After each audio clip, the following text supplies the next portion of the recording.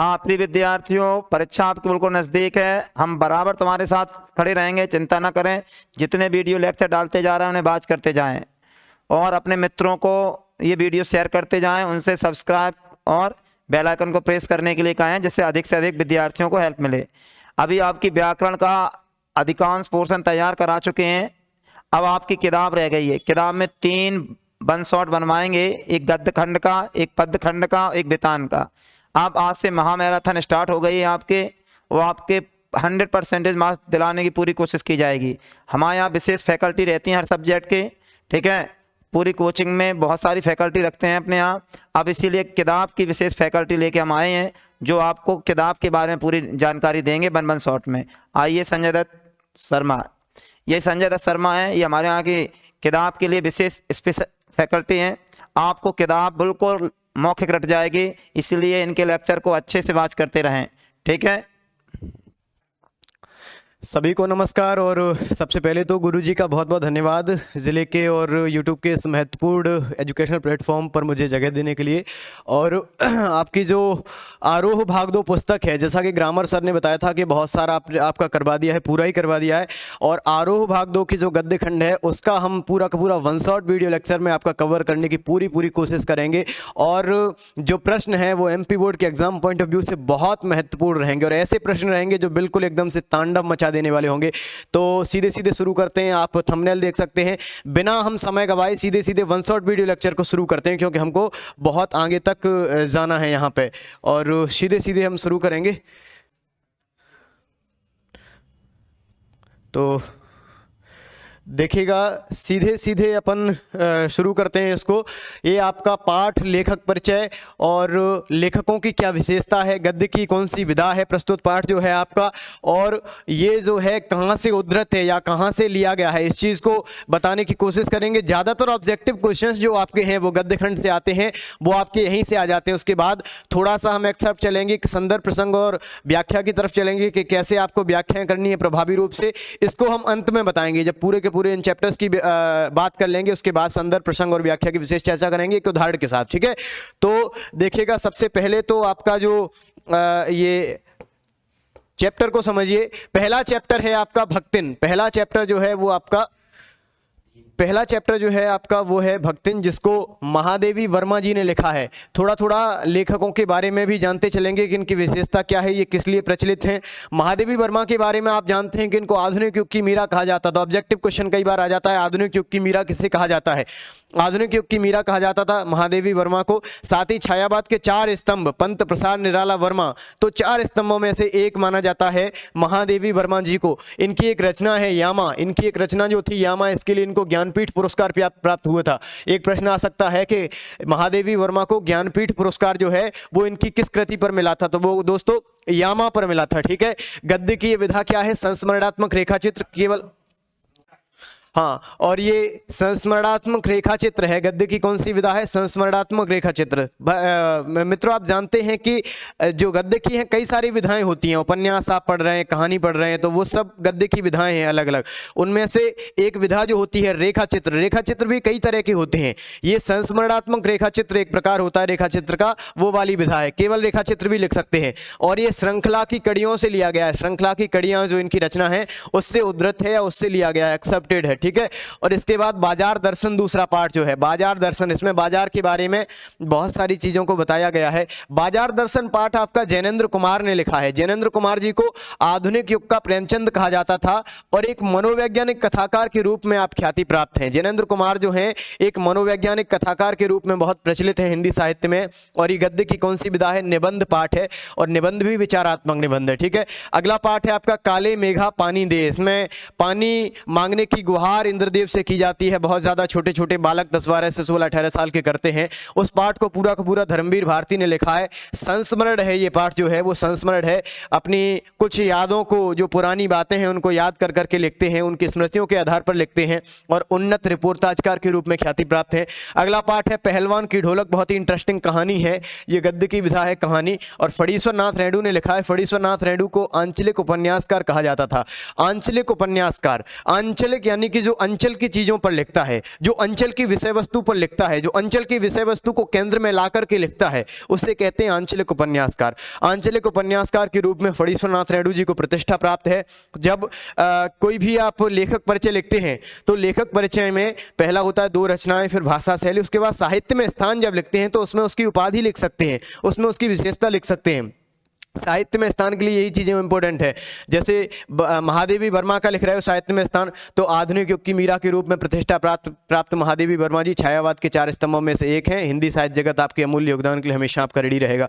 ज्ञानेंद्र कुमार का लिख रहे हो तो आधुनिक युग का प्रेमचंद मेंशन कर सकते हो, या मनोवैज्ञानिक कथाकार, इनका लिख रहे हो तो आंचलिक उपन्यासकार। कई बार ऑब्जेक्टिव क्वेश्चन भी आ जाता है, आंचलिक उपन्यासकार किसे कहा जाता था, तो किसे कहा जाता है, तो लिख सकते हो फणीश्वरनाथ रेणु जी को।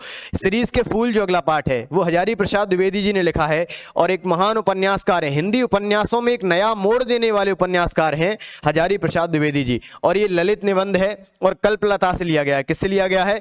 कल्पलता।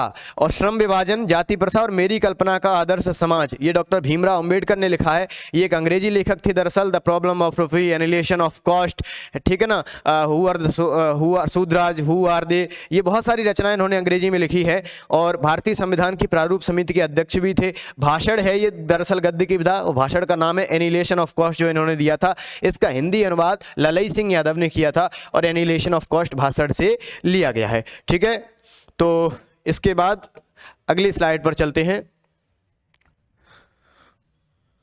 इसका स्क्रीनशॉट आप ले सकते हैं। तब तक जो भी लोग स्क्रीनशॉट लेना चाहें स्क्रीनशॉट ले सकते हैं इसका, और इसके बाद अपन चलेंगे अगली स्लाइड पर।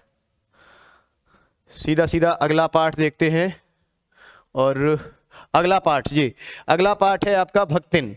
अगला पार्ट है आपका भक्तिन, और भक्तिन पार्ट की सीधी सीधी चर्चा करेंगे।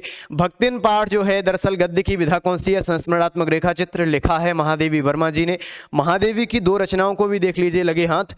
महादेवी की 2 रचनाएं, महादेवी की 2 रचनाएं, यामा और दीप शिखा। यामा और दीप शिखा। एक ट्रिक याद कर लीजिए, महादेवी का पूरा जीवन परिचय ही, पूरा लेखक परिचय ही, साहित्यिक परिचय उस ट्रिक में आ जाता है। एक ट्रिक याद रखिए कि एक देवी जी है, एक देवी जी है।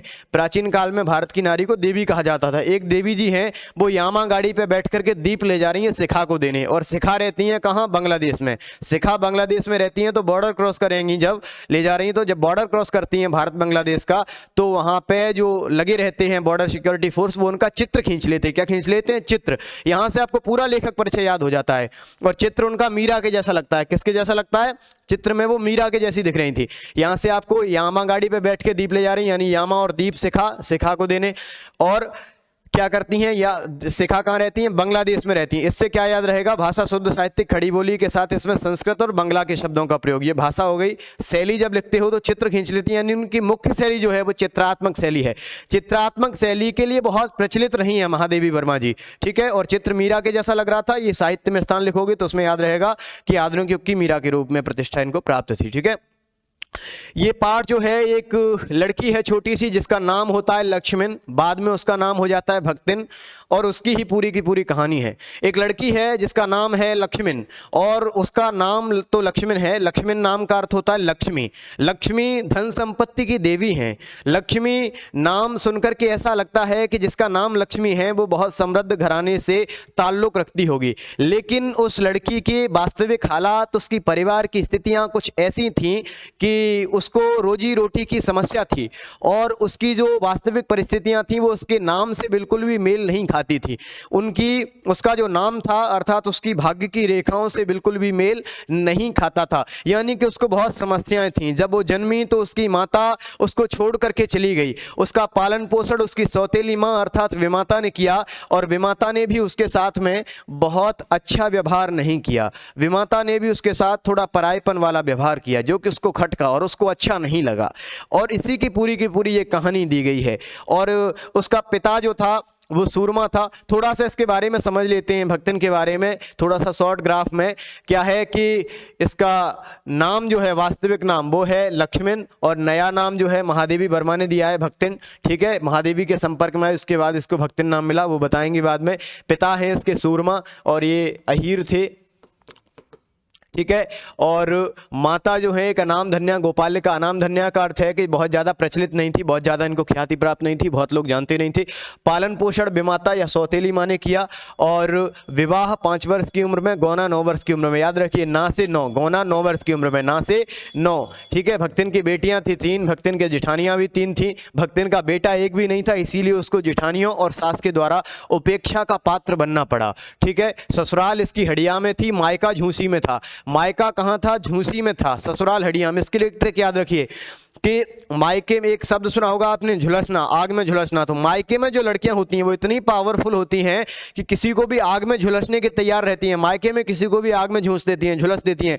लेकिन जब ससुराल में जाती हैं तो लड़कियों की हड्डियां तोड़ी जाती हैं, ससुराल में हड्डियां तोड़ी जाती हैं। इसलिए ससुराल हड़िया, मायका झूसी, मायका झूसी, ससुराल हड़िया। गौना ना से 9, इसलिए गौना 9 वर्ष की उम्र में, विवाह 5 वर्ष की उम्र में। ठीक है। विवाह 5 वर्ष की उम्र में, VIVAH 1 2 3 4 5 अक्षर है। विवाह 5 वर्ष की उम्र में। ठीक है। जिठानियां 3 थी और बेटियां 3 थी, बेटा एक भी नहीं था। भक्तिन के जीवन में कई सारे पड़ावों का पार करना पड़ा। भक्तिन ने 4 परिच्छेदों में भक्तिन के जीवन को महादेवी ने बांटा है। पूरे जीवन को महादेवी वर्मा ने, महादेवी की दरअसल ये सेविका थी भक्तिन। पूरे जीवन को 4 परिच्छेदों में बांटा है। पहला परिच्छेद जो है वो विवाह से पहले की उम्र है, और विवाह बहुत छोटी उम्र में इसका हो गया था। दूसरा परिच्छेद जो है ससुराल में सधवा के रूप में, यानी ससुराल में जब पति के साथ रहती थी। तीसरा परिच्छेद जो है ससुराल में विधवा के रूप में, इसके पति की मृत्यु होगी उसके बाद। चौथा परिच्छेद महादेवी से मिलने के बाद। और कुछ और महत्वपूर्ण तथ्य देखिए, महादेवी के कुछ पालतू जानवर थे जिनका भक्तिन से विशेष लगाव था। कुत्ते का नाम था वसंत, बिल्ली का नाम था गोधूली, हिरणी का नाम था सोना। ठीक है। अन्य महत्वपूर्ण तथ्य देखिए, पति की मृत्यु के समय भक्तिन की आयु 29 वर्ष और पति की 36 वर्ष थी। जेठानियों के पुत्रों को काग भशुंडी की संज्ञा दी गई है। और भक्तिन सेवक धर्म में हनुमान जी से स्पर्धा करती थी। जिस प्रकार से हनुमान जी भगवान राम के अनन्य सेवक थे, जिस प्रकार से हनुमान जी की भगवान राम के प्रति सेवा भाव था, ठीक उसी प्रकार भक्तिन का सेवा भाव अपनी जो मालकिन थी, अपनी जो स्वामिनी थी महादेवी वर्मा, उसके प्रति था। महादेवी और भक्तिन के बीच सेवक स्वामी का संबंध है। भक्तिन गले में कंठी माला पहनती थी, उसे कंठी माला को देखकर ही उसका नाम भक्तिन रखा था। और उसे अपनी भाषा की कई दंत कथाएं याद थीं, कई सारी दंत कथाएं अपनी भाषा की याद थीं। और अपनी जो लोक प्रचलित भाषा है, लोक की बोली है, अपने अंचल की, अपने क्षेत्र की जो चीज़ें थी, उनको महादेवी को भी उससे फेमिलियर कर दिया। इसीलिए एक प्रश्न भी है कि लेखिका को भक्तिन ने अधिक देहाती कैसे बना दिया था। ठीक है। तो इसी प्रकार से। और इसके बाद कुछ एक चीज़ें थोड़ी सी शॉर्ट में और समझिए। आगे जाकर के क्या होता है कि जब महादेवी से मिलती है, महादेवी से दरअसल होता क्या है कि जब भक्तिन का विवाह हो जाता है, उसकी बेटियां नहीं होती, तो सास उसके साथ अच्छा व्यवहार नहीं करती। ससुराल में उसके पति के अलावा कोई भी उसे प्रेम नहीं करता है। तो जाकर के वो न्यारे होने के लिए मांग करती है, और धीरे धीरे करके उसका परिवार से जो है अलग हो जाती है और परिवार से न्यारी हो जाती है। न्यारी हो जाती है तो कुछ अच्छे अच्छे अमराई के पेड़ों वाले खेत वगैरह लेती है। आगे जाकर के उसके पति और वो दोनों मिलकर के बहुत मेहनत करते हैं, तो उन खेतों को भी बहुत ज़्यादा बढ़ा देती है और अपनी संपत्ति को भी बढ़ा लेती है। अपनी बेटियों का, पहली बेटी का विवाह कर देता है उसका पति अपने जिंदा में। उसके बाद पति की मृत्यु हो जाती है, तो बड़ी बेटियों का, बची हुई 2 बेटियों का विवाह भक्तिन कर देती है जैसे तैसे। और बड़ी बेटी का जो दामाद था, बड़ी बेटी का जो पति था, वो जो दामाद जो था बड़ा, उसको घर जमाई बना करके रख लेती है। आगे जा करके उसकी भी मृत्यु हो जाती है। उसकी भी जब मृत्यु होती है तो उसके जो जेठानियों के बेटे थे वो तो इसी फिराक में थे कि कैसे भी करके इसके बेटा नहीं है तो उसकी संपत्ति को हड़प लिया जाए। तो अब वो एक मौका पाते हैं और वो कहते हैं कि बड़ी बेटी जो इसकी विधवा हो गई है, इसका विवाह अपने साले से करा दें, तीतर लड़ाने वाले साले से, तो शायद इसकी संपत्ति मिल सकती है। तो जबरदस्ती एक बार उस साले को उस लड़की की कोठरी में बंद कर दिया गया। और वहाँ से जब लड़का निकला तो उसके कनपटी में जो थे तमाचे के कई सारे निशान तो थे, लेकिन जानते हैं कि आज की पंचायतें जो हैं वो कलयुगी पंचायतें हैं। वो वास्तविकता में किसी समस्या की थाह तक नहीं जाती हैं और जैसा उनको उचित लगता है वो मदान्ध होकर के निर्णय लेती हैं। ऐसा ही होता है कुछ, उसको ज़बरदस्ती विवाह के बंधन में बांध दिया जाता है। अब भक्तिन के पास कर चुकाने के लिए भी पैसा नहीं था, लेकिन गांव में जमींदारी प्रथा थी, इसलिए एक दिन जमींदार ने उसको कैसा खड़ा रखा, एक दिन जमींदार ने भक्तिन को क्या किया कि धूप में खड़ा रखा पूरे दिन। और जो स्वाभिमानी होता है वो अपने अपमान को कतई भी सहन नहीं कर सकता है, इसलिए भक्तिन ने गांव छोड़ करके शहर जाने का फैसला लिया। भक्तिन शहर जाती है तो नौकरी की तलाश में महादेवी वर्मा से मिलती है। महादेवी वर्मा गर्ल्स हॉस्टल चलाती थी और इनको एक काम वाली की तलाश थी। तो रोटी पानी बनाने की बात करती है कि रोटी बना लेती हो, तो पहले खाना बनाने की स्वीकृति देती है, लेकिन खाना वगैरह एक दो दिन अच्छा नहीं बनाती, आगे जा करके फिर बनाने लगती है। और धीमे धीमे कर करके वो दोनों आपस में इतनी घुल मिल जाती हैं कि न केवल वे सेवक स्वामी रहती हैं बल्कि अच्छी मित्र बन जाती हैं। महादेवी के भ्रमण की एकांतिक साथी बन जाती है भक्तिन, और महादेवी के साथ सुख दुख में दोनों में साथ खड़ी रहती है भक्तिन। महादेवी को एक बार जेल से जाने को बुलावा आया तो भक्तिन कहती है कि मुझे भी जेल जाना है। एक बार जब आपातकाल की स्थिति बनी तो भक्तिन कहती है कि मेरे पास 5 बीसी और 5 रुपया रखा है, गाँव में गढ़ा रखा है, तो आप मेरे साथ गाँव चलिए और गाँव रहिए, मेरे साथ यहाँ मत रखिए। यानी कि भक्तिन महादेवी को नहीं खोना चाहती और महादेवी भक्तिन को नहीं खोना चाहती है। और आगे चल करके एक दिन महादेवी सोचती है कि जब मुझे ऐसी किसी जेल से निमंत्रण आ पहुँचेगा जहाँ न भक्तिन के पास सोचने का समय होगा, न भक्तिन के पास ये अपने सामान रखने का समय होगा, न भक्तिन मेरे साथ उस जेल जा सकेगी। यानी कि जब मुझे काल देवता बुला लेंगे, जब मुझे जाना होगा मर करके, तो उस समय क्या भक्तिन मेरे साथ जा सकेगी। और कहानी तो भक्तिन की बहुत ज़्यादा है, लेकिन उसको खो करके वो पूरा नहीं करना चाहती, यानी कि इस कहानी को और आगे बढ़ाया जाए तो भक्तिन की मृत्यु हो जाती है, लेकिन भक्तिन को मृत्यु के रूप में दर्शाना, भक्तिन की मृत्यु को दर्शाना नहीं चाहती कहानी में। ये आपकी पूरी कहानी है। और भक्तिन का वास्तविक नाम क्या था, यह अपने नाम, यह नाम उसे किसने और क्यों दिया, शास्त्र संबंधी प्रश्न किए जाने पर भक्तिन क्या तर्क देती है। ये एमपी बोर्ड की दृष्टि से 2 प्रश्न महत्वपूर्ण हैं, 2-2 नंबर वाले। अगला देखते हैं। अगला पाठ है दोस्तों, ये पाठ आपका बहुत बड़ा पाठ था तो इसमें थोड़ा समय ज़्यादा लगा है। अगला पाठ है आपका बाजार दर्शन, जिसको लिखा है जैनेन्द्र कुमार ने। जैनेन्द्र दादा ने लिखा है ये पाठ। जैनेन्द्र कुमार को एक मनोवैज्ञानिक कथाकार थे, तो कथा के फॉर्मेट में लिखा है, एक निबंध है, बहुत अच्छा विचारात्मक निबंध है। सीधे सीधे समझिएगा, लेखक के 2 मित्र बाजार जाते हैं। पहला मित्र बाजार जाता है पत्नी के साथ, दूसरा बाजार जाता है अकेला। पहला बहुत कुछ लेकर के आ जाता है, लेने गया था कुछ एक चीज़ें, लेकिन लेकर के आया पूरे थैला के थैला भर के ले आया। दूसरा मित्र भी जाता है बाजार, सुबह का दोपहर से थोड़ा पहले ही बाजार गया, शाम को बाजार से वापस आया और खाली हाथ बाजार से लौट करके आया। पहले मित्र से पूछा कितना कुछ लेकर के क्यों आए, तो पहला मित्र बताता है कि सब मेरी पत्नी की देन है। पत्नी जो है, स्त्री जो है, वो माया का रूप है, वो माया जोड़ने में हमेशा लगी रहती है। और कहता है कि ये मेरी पत्नी की वजह से या औरत की वजह से मैं बहुत सारी चीज़ें लेकर के आया। दूसरा मित्र कहता है कि दूसरे मित्र से पूछता है कि भाई तुम बाजार गए, तुम खाली हाथ क्यों लौट करके आए, तो वो कहता है कि मेरा कुछ ऐसा सीन था कि मुझे बाजार में प्रत्येक चीज़ एक से बढ़कर एक लग रही थी। मुझे ये भी अच्छा लग रहा था, उसके बगल में रखी हुई चीज़ भी अच्छी लग रही थी, उसके बगल में रखी हुई चीज़ भी अच्छी लग रही थी। अगर मैं कुछ एक चीज़ों को खरीद लेता तो बहुत चीज़ें मुझसे छूट जाती। इतना तो पैसा था नहीं कि मैं पूरा बाजार वहाँ से खरीद सकता, इसलिए मैंने कुछ भी लेना उचित नहीं समझा और मैं खाली हाथ बाजार से वापस आ गया। दोनों ही कंडीशंस में दोस्तों समझिए, दोनों पर बाजार का जादू चढ़ा। दोनों का जो मूल भाव था, दोनों किस कारण से बाजार का लाभ नहीं उठा पाए, दोनों किस लिए बाजार का लाभ नहीं उठा पाए, उन्होंने अपनी आवश्यकताओं को ठीक नहीं समझा और वो सीधे सीधे खाली मन के साथ बाजार चल दिए। यहीं से कंसेप्ट शुरू होता है। The concept begins now. हमें बाजार कब जाना चाहिए, जब मन खाली ना हो। इन दोनों का मन खाली था, इनका माइंडसेट क्लियर नहीं था कि इनको क्या लेकर के आना है, क्या लेने जाना है।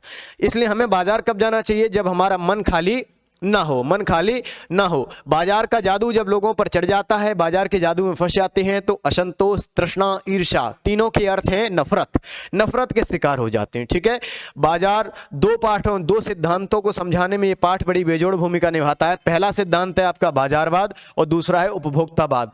दोस्तों, उपभोक्तावाद क्या है, जरूरत के हिसाब से सामान बाजार में बनाना, ये तो है उपभोक्तावाद।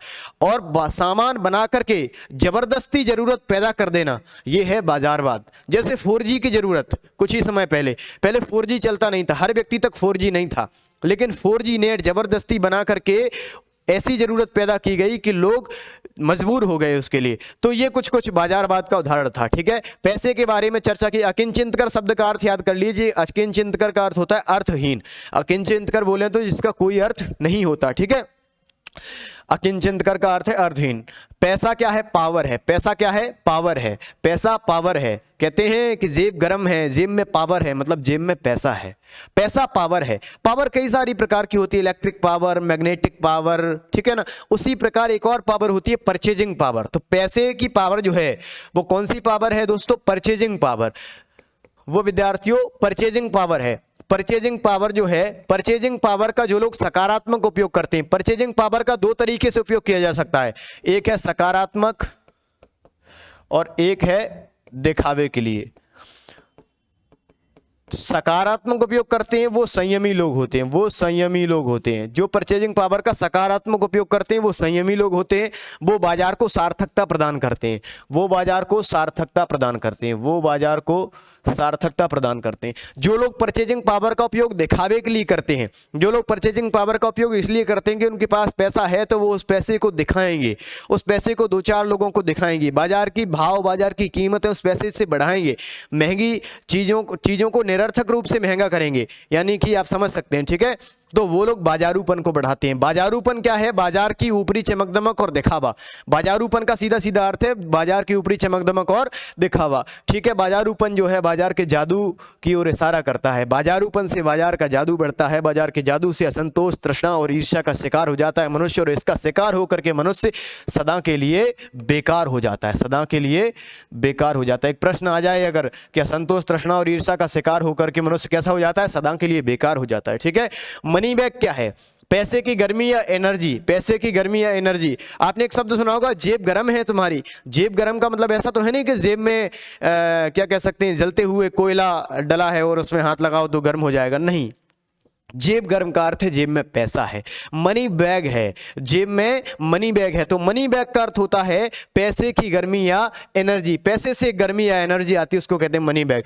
केवल बाजार का पोषण करने वाले अर्थशास्त्र को अनीति शास्त्र कहा है जैनेंद्र कुमार ने। बाजारूपन जो है बाजार की ऊपरी चमक दमक और दिखावा को कहते हैं।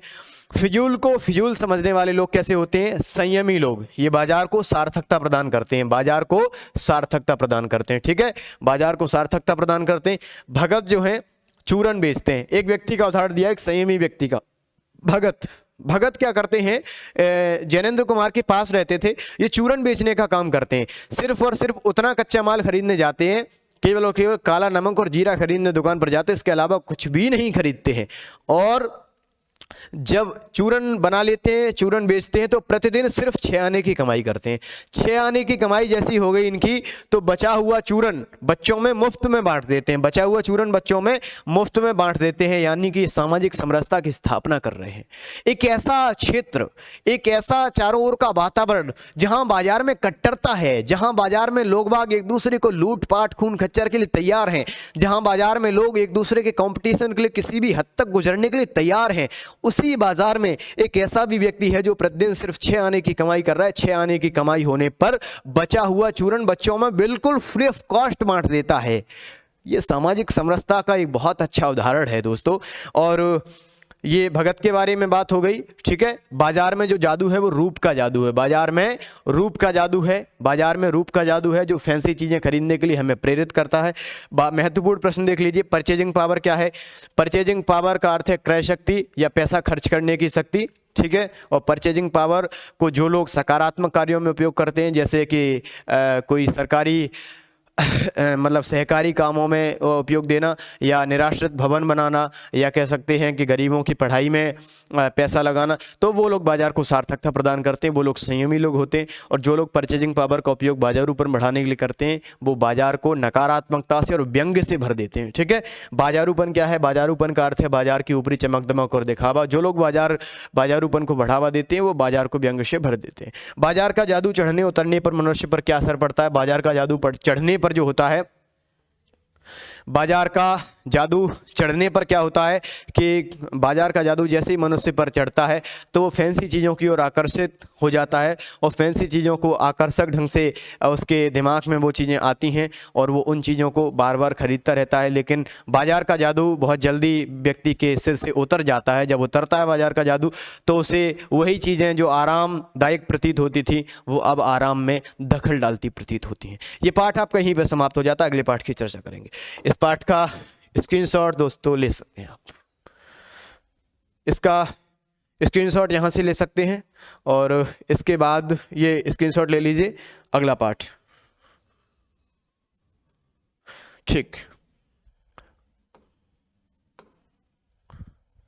अगला पाठ देखिए।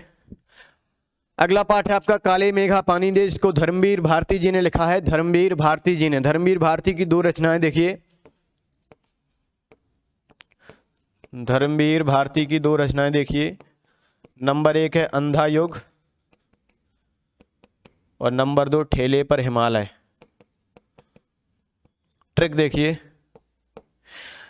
धर्म में व्यक्ति इतना अंधा हो जाता है, धर्म में व्यक्ति इतना अंधा हो जाता है कई बार कि ठेले पर हिमालय लाने की बात करने लगता है। हिमालय इतना बड़ा एक ठेले पर आ सकता है? नहीं आ सकता। लेकिन धर्म में अंधा होकर के व्यक्ति मतलब कुछ भी उजुल सुजुल बकने को तैयार रहता है, ठेले पर हिमालय लाने की बात करने लगता है। इंदर सेना के बारे में देखिए। सबसे पहले यही आपका मेन टॉपिक है जो है, एक है इंदर सेना। उसमें 10-12 से 16-18 साल के जो किशोर बालक हैं उनकी एक टोली काम करती है। 10-12 से 16-18 वर्ष के बालकों की टोली जेठ के महीने में गांव में उछल कूद मचाती हुई जाती है, ठीक मेढकों की तरह, जैसे मेढक उछल कूद मचाते हैं।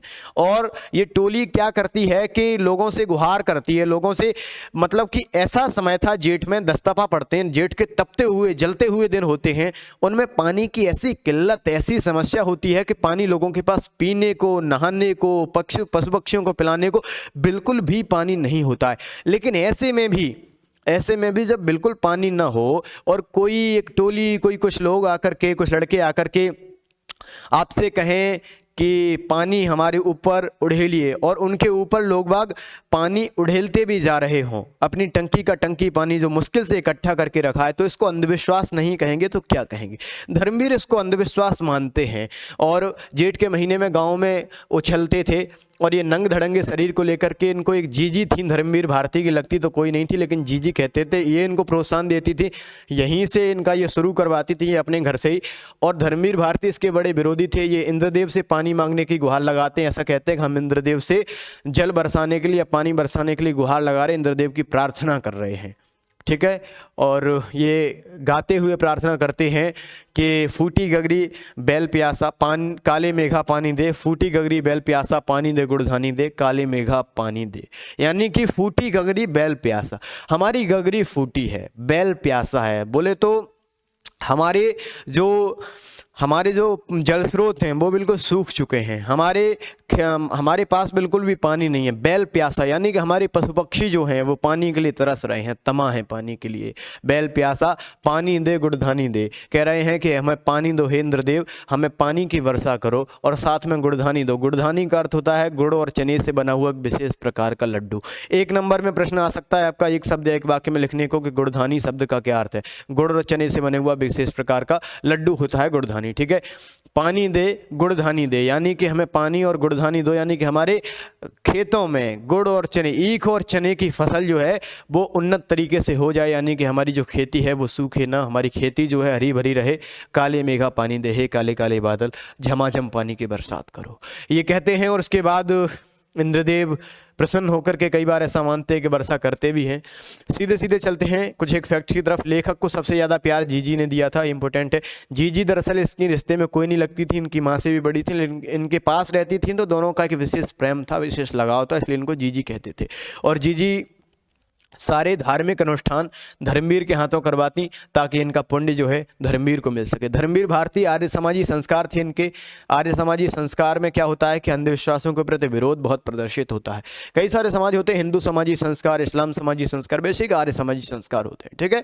और कुमार सुधार सभा के उपमंत्री थे। कई सारी सभाएं होती हैं, उनमें कुमार सुधार सभा, जिसका उद्देश्य रहता है कि कुमार जो हैं, कुमार बोले तो बिल्कुल जो यंग मतलब यंग क्लास के जो लोग हैं, युवा वर्ग के लोग हैं, उनको सुधारने की सभा, यानी उनको अंधविश्वासों से दूर करने की सभा जो थी उसके उपमंत्री थे, ठीक है। तो इनके जहन में ये बातें रची बसी थी। जीजी से एक बार बहस हुई थी इनकी इंदर सेना को लेकर के। क्या बहस हुई थी? जीजी से एक बार इन्होंने कहा कि जीजी, लोगों के पास वैसे भी पानी नहीं है, पानी कितनी बड़ी किल्लत है, लेकिन इसके बावजूद भी आप क्या करती हैं कि बिल्कुल इन लोगों को प्रोत्साहन देती हैं, बढ़ावा देती हैं, और घरों में जो थोड़ा बहुत पानी है वो भी लोग इनके ऊपर फेंक देते हैं, इनके ऊपर उड़ेल देते हैं। तो ये कहाँ तक सही है? ये बिल्कुल थोड़ा गलत कृत्य मुझे लगता है। तो जीजी कहती हैं कि ऐसा नहीं है जीजी कहती हैं कि तुम्हें कुछ प्राप्त करना है तो कुछ देना पड़ता है। हम पानी के रूप में इंद्रदेव को अर्घ चढ़ाते हैं और इससे क्या होता है, इंद्रदेव प्रसन्न होकर के वर्षा करते हैं।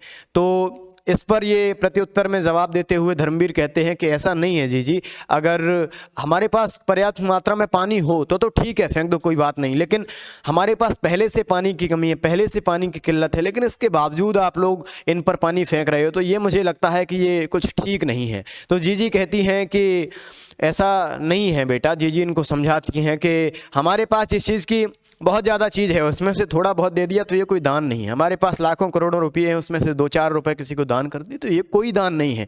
दान वास्तव में वो है जो त्यागपूर्वक किया गया है, जिसकी पहले से हमारे पास भी कमी है, उस चीज़ को भी हम त्यागने के लिए, दान करने के लिए, दूसरों को देने के लिए, ज़रूरतमंदों को देने के लिए तैयार हैं, वो वास्तव में दान होता है। इसलिए त्यागपूर्वक किया गया दान ही सच्चा होता है। और धर्मवीर कहते हैं कि इन बातों को आज 50 से ज़्यादा वर्ष होने को आए, लेकिन ये बातें ज्यों की त्यों मन पर दर्ज हैं। कई बार बातें जो हैं किन संदर्भों में मन को कचोट जाती हैं, वो अद्भुत है।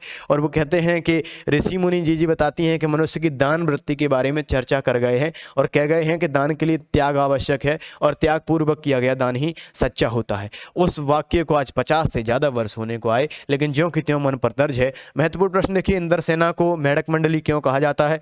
क्योंकि कुछ उनकी जो गतिविधियां थी, उनकी हरकतें थी, उनका चाल चलन जो था वो मेढकों की तरह था, मेढकों की तरह उछलकूद करते हुए चलते थे। ठीक है, लेखक को सबसे ज़्यादा प्यार जीजी ने किसने और क्यों दिया? जीजी ने दिया। और कैसे दिया? सारे धार्मिक अनुष्ठान जो होते, गोवर्धन पूजा वगैरह जितना भी कुछ होता वो उनसे करवाती थी। विस्तृत रूप से इस प्रश्न के उत्तर को आप देख सकते हैं। ठीक है, तो ये आपके 3 चैप्टर हो गए। इसके बाद कुछ स्लाइड्स में वो पढ़ाएंगे। हाँ, पहलवान की ढोलक पाठ जो है फणीश्वरनाथ रेणु ने लिखा है। गद्य की विधा है, एक कहानी। ये गद्य कौन सी विधा है? एक महत्वपूर्ण कहानी है और फणीश्वरनाथ रेणु जी ने लिखा है। फणीश्वरनाथ रेणु के बारे में जानिए। आंचलिक उपन्यासकार के रूप में प्रतिष्ठा प्राप्त है। 2 रचनाएं देखिए, कितने चौराहे और ठुमरी। कितने चौराहे और ठुमरी। इसके ट्रिक याद रखिए। फड्डी को याद रखिए। फड्डी से, फड्डी जो है अपने अंचल में, अपने क्षेत्र में जो है मध्य प्रदेश में, फड्डी किनको कहा जाता है? जो बिना काम वाले लोग होते हैं उनको फड्डी टाइप का कहा जाता है, नल्ला बेरोजगार टाइप के। तो फड्डी जो है क्या करता है? फड्डी आदमी जो होता है वो चौराहे पर ठुमका लगाता है, चौराहे पर ठुमका लगाता है। तो ट्रिक हो जाएगी कितने चौराहे और ठुमरी। ठीक है, इसकी ट्रिक रहेगी चौराहे पर ठुमका लगाता है फड्डी, तो चौराहे से कितने चौराहे, ठुमका से ठुमरी, याद रखेंगे। ठीक है, यानी कि फणीश्वरनाथ रेणु वास्तव में एक बहुत महान उपन्यासकार थे और आंचलिक उपन्यासकार के रूप में इनको प्रतिष्ठा प्राप्त है। मध्य और हिंदी साहित्य के जो उपन्यास जो विधा है उसमें एक महत्वपूर्ण। हाँ, तो दोस्तों ये लुट्टन जो था वो पहलवान था और 9 वर्ष की उम्र में अनाथ हो चुका था। हाँ, तो लुट्टन जो था वो एक पहलवान था और पाठ के बारे में बता चुके हैं कि पहलवान की ढोलक पाठ फणीश्वरनाथ रेणु ने लिखा है। रेणु की 2 रचनाएं हैं, कितने चौराहे और ठुमरी। इसकी ट्रिक बताई थी कि फड्डी जो होता है वो चौराहे पे ठुमका लगाता है, यानी कि चौराहे से याद रहेगा कितने चौराहे और ठुमका से याद रहेगा ठुमरी। ठीक है, फड्डी से याद रहेगा फणीश्वरनाथ रेणु। ठीक है, और लुट्टन जो था ये दरअसल एक बालक होता है लुट्टन जिसका नाम है, और 9 वर्ष की उम्र में ही अनाथ हो जाता है। 9 वर्ष की उम्र में अनाथ होता है, तब तक उसका विवाह हो चुका था। सोचिए कितने कम उम्र में विवाह हो चुका था उसका। 9 वर्ष की उम्र में अनाथ हो जाता है, तो उसके बाद उसका पालन पोषण जो थी उसकी सास करती थी, जो कि विधवा थी। उसकी विधवा सास ने पालन पोषण किया था। सास कैसी थी? विधवा थी। सास उसकी विधवा थी। विधवा दोस्तों, उसकी सास जो थी वो विधवा थी, उसने पालन पोषण किया था। आप जानते हैं कि हमारे समाज के कुछ ओछे लोग हैं, उनकी मानसिकता ऐसी है कि जो विधवा है उसको परेशान किया जाए। भक्तिन पाठ में भी वही हुआ, उसकी संपत्ति को हड़प लिया जाए, उसको अन्य अन्य प्रकार से कई तरह की यातनाएं दी जाएं, पीड़ाएं दी जाएं, कष्ट दिए जाएं। यही हुआ उसके साथ और उसको बहुत तरीके से लोग प्रताड़ित करते, गांव के लोग परेशान करते। लुट्टन को ये सब अच्छा ना लगता। लुट्टन ने अपने मन में ठाना कि वो लोग जो उसकी सास को परेशान कर रहे हैं, उसकी विधवा सास को परेशान करते हैं, यातनाएं देते हैं, उससे प्रतिकार करेगा, उससे बदला लेगा, उससे प्रतिरोध लेगा। और उससे प्रतिरोध, प्रतिकार या बदला लेने के लिए आप जानते हैं कि 2 चीज़ें, ये 2 तरीकों से बदला लिया जा सकता है। या तो आपके पास बहुत ज़्यादा धन हो तो व्यक्ति किसी से बदला ले सकता है, या फिर उसकी भुजाओं में अदम्य साहस हो तो बदला ले सकता है। धन उसके पास इतना था नहीं, लेकिन लुट्टन की शारीरिक रूप से कई सारी संभावनाएं थी। वो एक पहलवान बन सकता था, उसको भी ऐसा लगता था। उसका शरीर भी उस तरीके का सुडौल टाइप का था। उसने कसरतें करना शुरू किया, उसने मेहनत करना अपने शरीर पर शुरू किया और अब जाकर के वो एक पहलवान ढंग में, पहलवान की स्टाइल में निकल करके आया और मजा हुआ, पहलवान सा बन गया। अपने हाथों को 45 डिग्री फैला करके चलता और अब वो पहलवानों की तरह उसके चाल चलन हाव भाव हो गए और वो पहलवान बन गया। ठीक है, उसका पालन पोषण सास ने किया था। हाथों को 45 डिग्री फैलाकर चलता। प्रश्न आ सकता है हाथों को कितना फैलाकर चलता था? 45 डिग्री। ठीक है, ढोलक की आवाज़ का उसके जीवन में बहुत विशेष महत्व था। और श्यामनगर राज्य था, श्यामनगर के राजा थे श्यामानंद, उस राज्य में वो रहता था। एक दिन क्या होता है कि एक दिन लुट्टन जाता है, तो एक दिन दरअसल होता क्या है कि श्यामनगर राज्य में एक दंगल प्रतियोगिता लगी थी, मेला लगा था और दंगल की प्रतियोगिता थी। दंगल की प्रतियोगिता हो रही थी तो दूर दराज से पहलवान आए थे।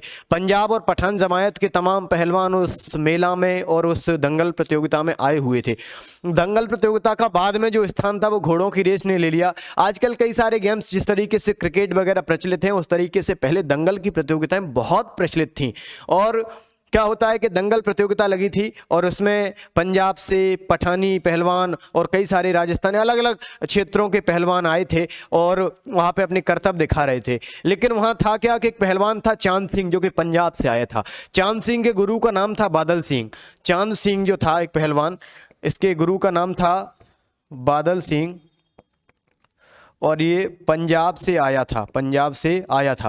चांद सिंह जो था वो ऐसा पहलवान था जिसको कोई हरा नहीं पा रहा था। इसने सबको चित कर दिया, सबको परास्त कर दिया। इसने पंजाब और पठान जमायत के प्रत्येक पहलवान को हरा दिया, प्रत्येक पहलवान को इसने पछाड़ दे दी, प्रत्येक पहलवान को इसने पछीट दिया। तो यहाँ पर जाकर के मतलब कोई भी उसे हरा नहीं पा रहा है और वो एकदम से वहाँ मैदान में अपने करतब दिखाते हुए बार बार अपनी भुजाओं को फैला फैला करके अपने करतब दिखा रहा है कि वो मतलब कि अजेय सा हो गया, उसको कोई भी हरा नहीं पा रहा है। और उसी से कुश्ती होनी थी अगली, जिसकी भी होनी थी। लुट्टन जा रहा है, लुट्टन को अपने ऊपर बड़ा विश्वास है। लुट्टन को ऐसा लग रहा है कि मैं अगर कुश्ती लड़ूंगा इससे तो मैं इसको पक्का हरा दूंगा। लुट्टन को अपने ऊपर आत्मविश्वास है। तो लुट्टन जाता है राजा जी से इजाजत लेने के लिए और लुट्टन जाकर के सीधा सीधा भिड़ जाता है पहलवान चांद सिंह से। चांद सिंह ने पहले ही जो कुश्ती थी उसमें उसको पटक दिया होता, चित्त कर दिया होता। ऐसा देखते हैं तो श्यामानंद राजा को लगता है कि मेरे ही राज्य का पहलवान कहीं अभी हार गया, चित्त हो गया तो मेरी बहुत बेइज्जती हो जाएगी, इसलिए लुट्टन को वो रोक देता है। तुरंत जाकर के ढोल की सारी आवाज़ों को, ढोल की आवाज़ की ध्वनि पर जो है कुश्तियाँ लड़ी जाती हैं, ढोलक को रोकता है और सारे मैदान को राजा श्यामानंद अपने एक आदेश पर तत्काल प्रभाव से स्थगित कर देते हैं और लुट्टन को अपने पास बुलाते हैं और कहते हैं कि बेटा ये लो 10 रुपए, मेला देखो और घर जाओ। तुम्हारे बस की नहीं है ये पहलवानी करना, तुम्हारे बस का इससे यार चांद सिंह, जिससे पूरे पंजाब और पठान जमायत का कोई भी पहलवान नहीं जीत पाया, तुम क्या इससे जीत पाओगे, इसलिए जाओ। लेकिन उसको अपने अंदर से एक अलग ही तरह की हनक उठ रही थी, उसको अलग ही तरह की आग उठ रही थी। आप जानते हैं कि कोई किसी भी चीज़ में आत्मविश्वास अगर उसका हो तो वो उसमें अपने आप को महारथी समझता है और उससे पीछे हटने के लिए तैयार नहीं होता है। उसके अंदर बहुत अलग ही प्रकार का आत्मविश्वास था। उसने कहा कि हुकुम, मैं पत्थर पर सर पटक करके मर जाऊंगा लेकिन इस मैदान से पीछे नहीं हटूंगा। हुकुम प्लीज़, हुकुम कृपया मुझे अनुमति दीजिए कि मुझे इस में लड़ने के लिए अनुमति दीजिए, और बार बार निवेदन करता है। और आप जानते हैं कि दंगल का वो माहौल था, बहुत बड़ी संख्या में लोग जुटे हुए थे। एकदम से कुश्ती रुक गई है, राजा साहब उसको समझा रहे हैं, तो पीछे से लोग बागों की भी इच्छा रहती है, प्रतिक्रिया रहती है कि ये सारा का सारा जो है उसको स्थगित ना किया जाए, सीधा सीधा चलने दो। अगर वो लड़ना चाह रहा है तो उसको लड़ने दो और मजा आएगा, क्लाइमैक्स आएगा उसमें। तो इसलिए कुछ लोग भी राजा पर प्रेशर बना रहे थे कि राजा उसको लड़ने दिया जाए। तो राजा ने दबाव में आकर के उसको लड़ने के लिए अनुमति दे दी और वो चला गया। पहली जो शुरुआत की जो कुश्ती हुई और शुरुआत के जो राउंड्स हुए कुश्ती में, उसमें ऐसा लग रहा था कि वो बस जीतने वाला है कौन, चांद सिंह। और चांद सिंह लुट्टन को परास्त करने वाला था। सारे के सारे लोग, सारी की सारी जनता जो है चांद सिंह के पक्ष में नारे लगाए जा रहे थे। और लुट्टन जो था, अगर कोई और व्यक्ति होता तो वो हतोत्साहित हो जाता, लेकिन लुट्टन बड़ा आत्मविश्वासी व्यक्ति था। ढोलक की आवाज़ों के आधार पर वो लड़ता गया। उसने ढोल को ही अपना गुरु माना और ढोल की कुछ आवाज़ें आईं, चढ़धा गिरधा, मतलब आजा भिड़ जा, चटाक चढ़दा, उठाकर पटक दे, है ना, और भी कई सारी आवाज़ें ढोल की होती हैं, ठीक है। धाक धिना त्रिकिट धना, धाक धिना त्रिकिट धना, वाह पट्ठे वाह पट्ठे वाह पट्ठे, ऐसी ढोल की तमाम आवाज़ें लुट्टन को प्रेरित कर रही थी। लुट्टन के रगों में ढोल की आवाज़ से बिजली सी दौड़ जाती थी और उन आवाज़ों के आधार पर लुट्टन बहुत अंदर से प्रेरित हो रहा था और अंदर से उसको बहुत ज़्यादा प्रेरणा मिल रही थी और लुट्टन एकदम से युद्ध कुश्ती लड़ने के लिए तैयार हो गया। और वहाँ पर उसने जा कर के उसकी रगों में बिजली सी दौड़ गई और कुछ आवाज़ों के आधार पर, कुछ आवाज़ें जो हैं, आवाज़ों के अर्थ आपसे पूछे नहीं जाएंगे एग्ज़ाम में, और उसने जाकर के चांद सिंह को एकदम से पछीट दिया और परास्त कर दिया और चांद सिंह को मैदान जंग में हरा दिया। जब चांद सिंह उससे हार गया तो एकदम से पूरा का पूरा मंजर बदल गया। जिस व्यक्ति को पूरे पंजाब पठान जमायत के किसी भी पहलवान ने नहीं हरा पाया, पूरे देश के किसी पहलवान ने नहीं हरा पाया, जो अजेय था, जो जाकर के एक प्रतिमान बना हुआ था, जो बहुत फेमस था, जो ख्याति प्राप्त था, और लुट्टन एक सामान्य सा पहलवान जिसको राजा साहब ने अभी थोड़ी ही देर पहले 10 रुपए देकर के रोका था कि ये रुपए ले जाओ और कुश्ती देखो और मेला देखो और घर जाओ, तुम्हारे वश की बात नहीं है ये सब। और सामान्य सा व्यक्ति जिसने कहीं किसी भी कोचिंग इंस्टीट्यूट में जाकर के पहलवानी सीखी नहीं, कोई पहलवान उसका गुरु नहीं था, उसका गुरु सिर्फ ढोल था, सिर्फ ढोलक था, और उस व्यक्ति ने जाकर के इतने बड़े महारथी को हरा दिया। यहाँ करके पूरा का पूरा मंजर बदल गया, पूरा क्लाइमैक्स आ गया कहानी में, और जाकर के राजा श्यामानंद बिल्कुल खुश हो गए। और अभी जो लोग चांद सिंह के पक्ष में नारे लगा रहे थे, वो लोग एकदम से लुट्टन के पक्ष में आ गए। जनता का क्या होता है, लोग तो वही कहते हैं जो जीतता है उसकी ही हमेशा बजाते हैं। और अब राजा श्यामानंद गदगद हो गए। लुट्टन ने युद्ध जीतने के बाद, कुश्ती जीतने के बाद सर्वप्रथम ढोल को प्रणाम किया और जाकर के सीधे सीधे राजा श्यामानंद को अपने गोद में उठा लिया। श्यामानंद भी उसे देख करके फूले ना समाते, दोनों एक दूसरे को देख करके बहुत खुश हो रहे हैं। श्यामानंद ने आनन फानन में तुरंत निर्णय लिया कि लुट्टन को राज पहलवान घोषित किया जाए। लुट्टन चूंकि ऊंची जाति का नहीं था, लुट्टन क्षत्रिय नहीं था, राज पहलवान क्षत्रिय होता है, लेकिन लुट्टन क्षत्रिय नहीं था। और मैनेजर साहब क्षत्रिय थे। मैनेजर साहब कौन थे? मैनेजर साहब क्षत्रिय थे, लेकिन जो राज पहलवान है उसको क्षत्रिय होना चाहिए, लेकिन वो क्षत्रिय नहीं था। उसको राज पहलवान घोषित करने की जो अपील है वो राजा साहब कर रहे थे। तो लुट्टन, तो जो मैनेजर थे वो अपनी मूंछों को थोड़ा ताव दे करके उनको ये फैसला जमा नहीं। राजपुरोहित जो थे उनको भी ये फैसला नहीं जमा, वो भी इससे असहमत थे। उनको लग रहा था कि अगर ये क्षत्रिय नहीं है, इसको राज पहलवान घोषित कर दिया तो कल को कोई प्रकांड विद्वान नीची जाति का हो सकता है, वो मेरा पद छीन ले, तो ऐसा उनको लग रहा था। तो वो लोग इससे असंतुष्ट थे, लेकिन इसके बावजूद भी राजा का निर्णय तो सर्वोच्च होता है, सर्वोपरि होता है, उसको तो मानना ही पड़ेगा। लुट्टन को राज पहलवान घोषित किया गया और राज दरबार में 15 वर्ष तक लुट्टन रहा। लुट्टन राज दरबार में पूरे 15 वर्ष तक रहा। पूरे 15 वर्ष तक लुट्टन जो है राज दरबार में रहा। 15 वर्ष तक लुट्टन जो है राज दरबार में पूरे 15 वर्ष तक रहा। और इसके बाद 15 वर्ष तक उसने सुख सुविधाओं का भोग किया। उसके 2 बेटे पैदा हुए। कितने बेटे? 2 बेटे। इसका विवाह भी हो चुका था अब तक, और विवाह तो पहले ही हो गया था, पत्नी की भी अब मृत्यु हो चुकी थी। 2 बेटे पैदा हुए और दोनों बेटों का भी भरण पोषण राज दरबार से होता। लुट्टन का खुद का भी जो भरण पोषण था वो राज दरबार से ही होता। और लुट्टन जो है राज दरबार से उसका पूरा पालन पोषण होता। राज दरबार का एक मेंबर बन गया वो, और अब जा कर के जब वो मेलाओं में जाता तो वो दर्शनीय जीव बन गया। अब आगे जा कर के एक पहलवान था काला खां, पहलवान था काला खां। काला खां की विशेषता थी कि आ ले कहकर के जैसे ही अपने प्रतिद्वंदी पर टूट पड़ता था तो सामने वाला प्रतिद्वंदी बेहोश हो जाता था, इतना भयानक था। और इसने जाकर के कुश्ती इससे की और आप जाकर के काला खां को भी हरा दिया। अब कोई पहलवान नहीं बचा जिसको इसने हराया ना हो।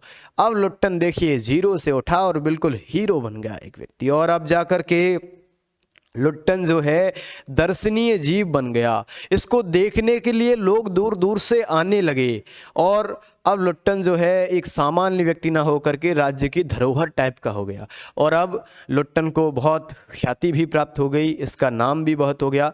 और जब वो मेलाओं में जाता तो मेला में लोग बाग उससे कहते कि जो मिठाई की दुकान वाले जो थे वो कहते कि कुछ खा लो, तो वो कहता कि लाओ शेर 1.5 सेर तो लाओ।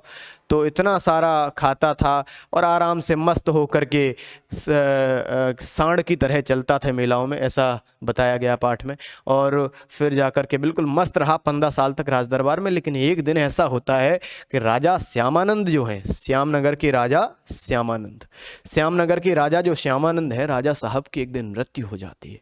राजा साहब की मृत्यु होती है तो लुट्टन का बुरा दिन यहाँ से शुरू हो गया। राजा की जैसे ही मृत्यु होती है, राजा साहब का बेटा विलायत में पढ़ता था। विलायत बोले तो इंग्लैंड, ठीक है, विलायत का सीधा अर्थ इंग्लैंड होता है ना कि विदेश।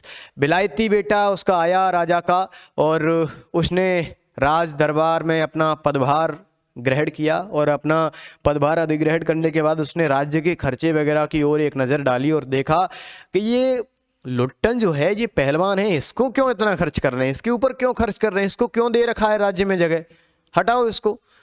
और इसने उसको देख करके कहा टेरिबल, मंत्री जी से कहा, मैनेजर साहब से कहा टेरिबल, यानी कि ये तो यार क्या इतना खतरनाक सा ये खर्चा फालतू में हो रहा है।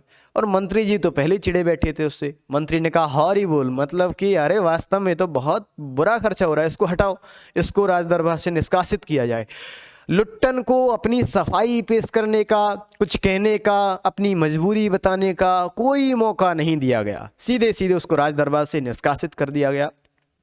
15 वर्ष राज दरबार में रहने के बाद अब उसके बुरे दिन शुरू हुए। वो गांव में चला गया। गांव में कुछ लोगों ने झोंपड़ी उसको दे दी रहने के लिए। अब उसके पास दरअसल कुछ नहीं था। आजीविका चलाने के लिए वो गांव के कुछ लोगों को कुश्ती सिखाने लगा। लेकिन गांव के लड़के भी कुश्ती कब तक सीख सकते। गांव का बड़ा बुरा माहौल था। गांव में मलेरिया और हैजे की बीमारी फैली थी और ऊपर से अकाल यानी कि अनावृष्टि थी। पहले गांव में अकाल पड़ गया, फिर अनावृष्टि हो गई और उसके बाद मलेरिया और हैजे की बीमारी फैल गई।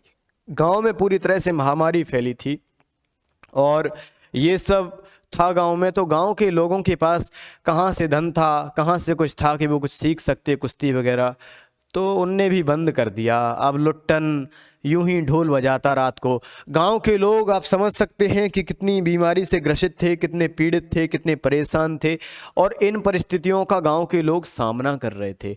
इनका सामना जब गांव के लोग कर रहे थे तो वो बड़े परेशान थे और दिन भर रोते कराहते चीखते पुकारते उनका दिन निकलता।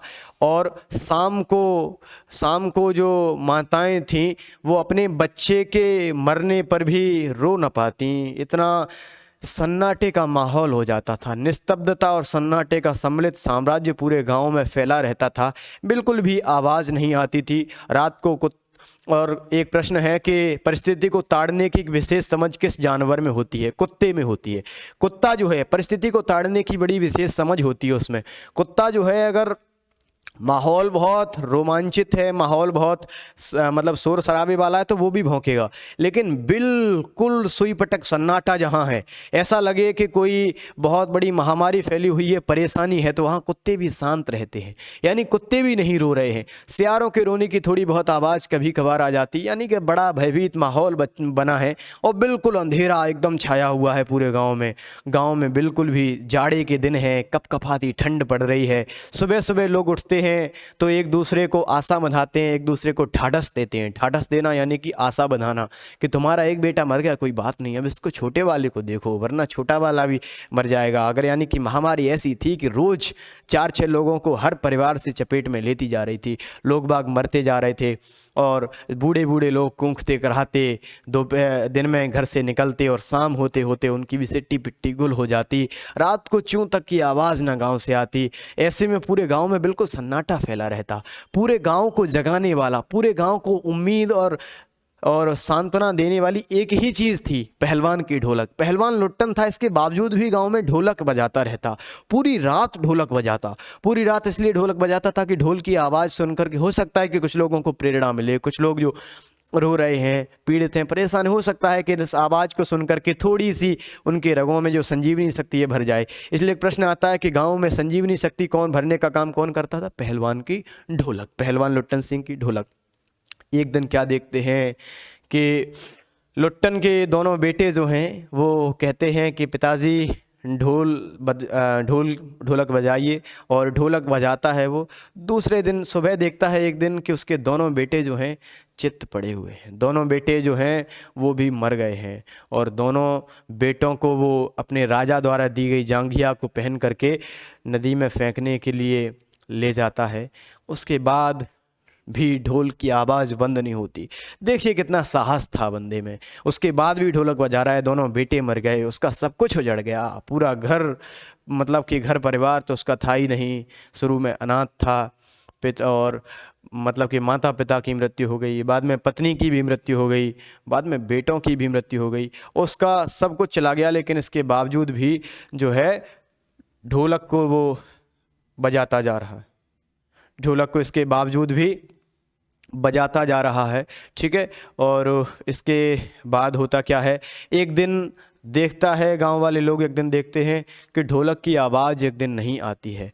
ढोलक की आवाज़ नहीं आती है तो दूसरे दिन सुबह जा कर के देखते हैं आवाज़ नहीं आई। इसका अर्थ ये है कि अब लुट्टन भी इस दुनिया में नहीं रहा, और उनको पता चलता है कि लुट्टन की भी मृत्यु हो गई है। वो जा कर के लुट्टन को देखते हैं। उसके कुछ शिष्य जिन्होंने उससे पहलवानी सीखी थी, वो जा कर के कहते हैं कि गुरुजी ने कहा है कि मुझे चिता पर लिटाना तो कभी चित्त मत लिटाना, मुझे पेट के बल चिता पर लिटाना। और वो पेट के बल उनको चिता पर लिटा देते हैं और जा कर के उसका अंतिम संस्कार कर देते हैं, और लुट्टन की भी उस दिन मृत्यु हो जाती है। एक व्यक्ति की कहानी जो शून्य से शिखर तक पहुंचा, बाद में कुछ परिस्थितियां ऐसी बनी जिन्होंने उसे शिखर से पुनः शून्य तक पहुंचा दिया। और जो मतलब कि कुश्ती जो थी, दंगल जो था, उसका स्थान बाद में घोड़ों की रेस ने ले लिया। किसने ले लिया? घोड़ों की रेस ने। कुश्ती जो थी टेंस टू घोड़ों की रेस,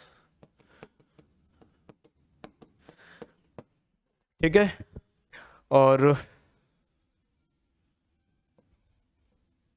और दो प्रश्न देख लीजिए। लुट्टन का बचपन कैसे व्यतीत हुआ? लुट्टन का बचपन बड़ी समस्याओं में और परेशानियों में व्यतीत हुआ। मात्र 9 वर्ष की उम्र में वो अनाथ हो गया था। उसका पालन पोषण उसकी विधवा सास ने किया, और उसकी विधवा सास को भी गांव के तमाम लोग यातनाएं और पीड़ाएं देते थे। महामारी फैलने के बाद गाँव में सूर्योदय सूर्यास्त के दृश्य में क्या अंतर होता था? महामारी फैलने के बाद गाँव में जब सूर्योदय होता तो लोग बाग कुछ आशा के साथ में निकलते और कूखते कराहते एक दूसरे को ढाढ़स देते थे। लेकिन जब सूर्यास्त होता तो सूर्यास्त के समय क्या होता कि गांव में चूं तक की आवाज़ भी ना आती, और गांव में अंधेरा और सन्नाटे का सम्मिलित साम्राज्य फैल जाता था। और ऐसे में लोगों के रगों में जो बिजली भरने का काम या गांव में संजीवनी शक्ति भरने का काम केवल और केवल पहलवान लुट्टन सिंह की ढोलक करती थी। ये पाठ आपका यहीं पर समाप्त होता है। ये 1 शॉट वीडियो लेक्चर आपका पहलवान की ढोलक का भी है। इसके बाद अगला पार्ट शुरू करेंगे। हाँ तो छात्रों देखिए, और अब ये पार्ट जो है अगला सीरीज के फूल पार्ट की चर्चा करेंगे, जिसको लिखा है हजारी प्रसाद द्विवेदी जी ने लिखा है इस पार्ट को। हजारी प्रसाद द्विवेदी की 2 रचनाएं देखिए। पहली है अनामदास का पोथा, दूसरी है बाण भट्ट की आत्मकथा। इसकी ट्रिक से याद रखिए, हजारी से याद रखिए हजार। एक द्विवेदी जी थे, उन्होंने क्या किया कि 1000 पोथे लिख डाले, 1000 पोथे लिख डाले। उनमें बाण भट्ट की आत्मकथा लिखी थी। उन पोथों में 1000 पोथों में बाण भट्ट की आत्मकथा लिखी थी। बाण भट्ट पे इन्होंने चिंतन किया होगा, ठीक है। और सीरीज के फूल में आप समझते हैं, सीधे सीधे की पॉइंट्स की तरफ चलते हैं। सीरीज के बारे में चर्चा की गई इस पार्ट में। सीरीज जो होता है एक फूल होता है, जैसे गेंदा का फूल देखा आपने, गुलाब का देखा, गुलमोहर का देखा, चमेली का देखा, सारे के सारे फूल देखे, वैसे ही करके एक फूल होता है सीरीज का। सीरीज का फूल जो है वो क्या है कि बसंत के आगमन के साथ लहक उठता है। ये पाठ जहां पर बैठ करके लिख रहे हैं उसके चारों ओर सीरीज के अनेक पेड़ हैं।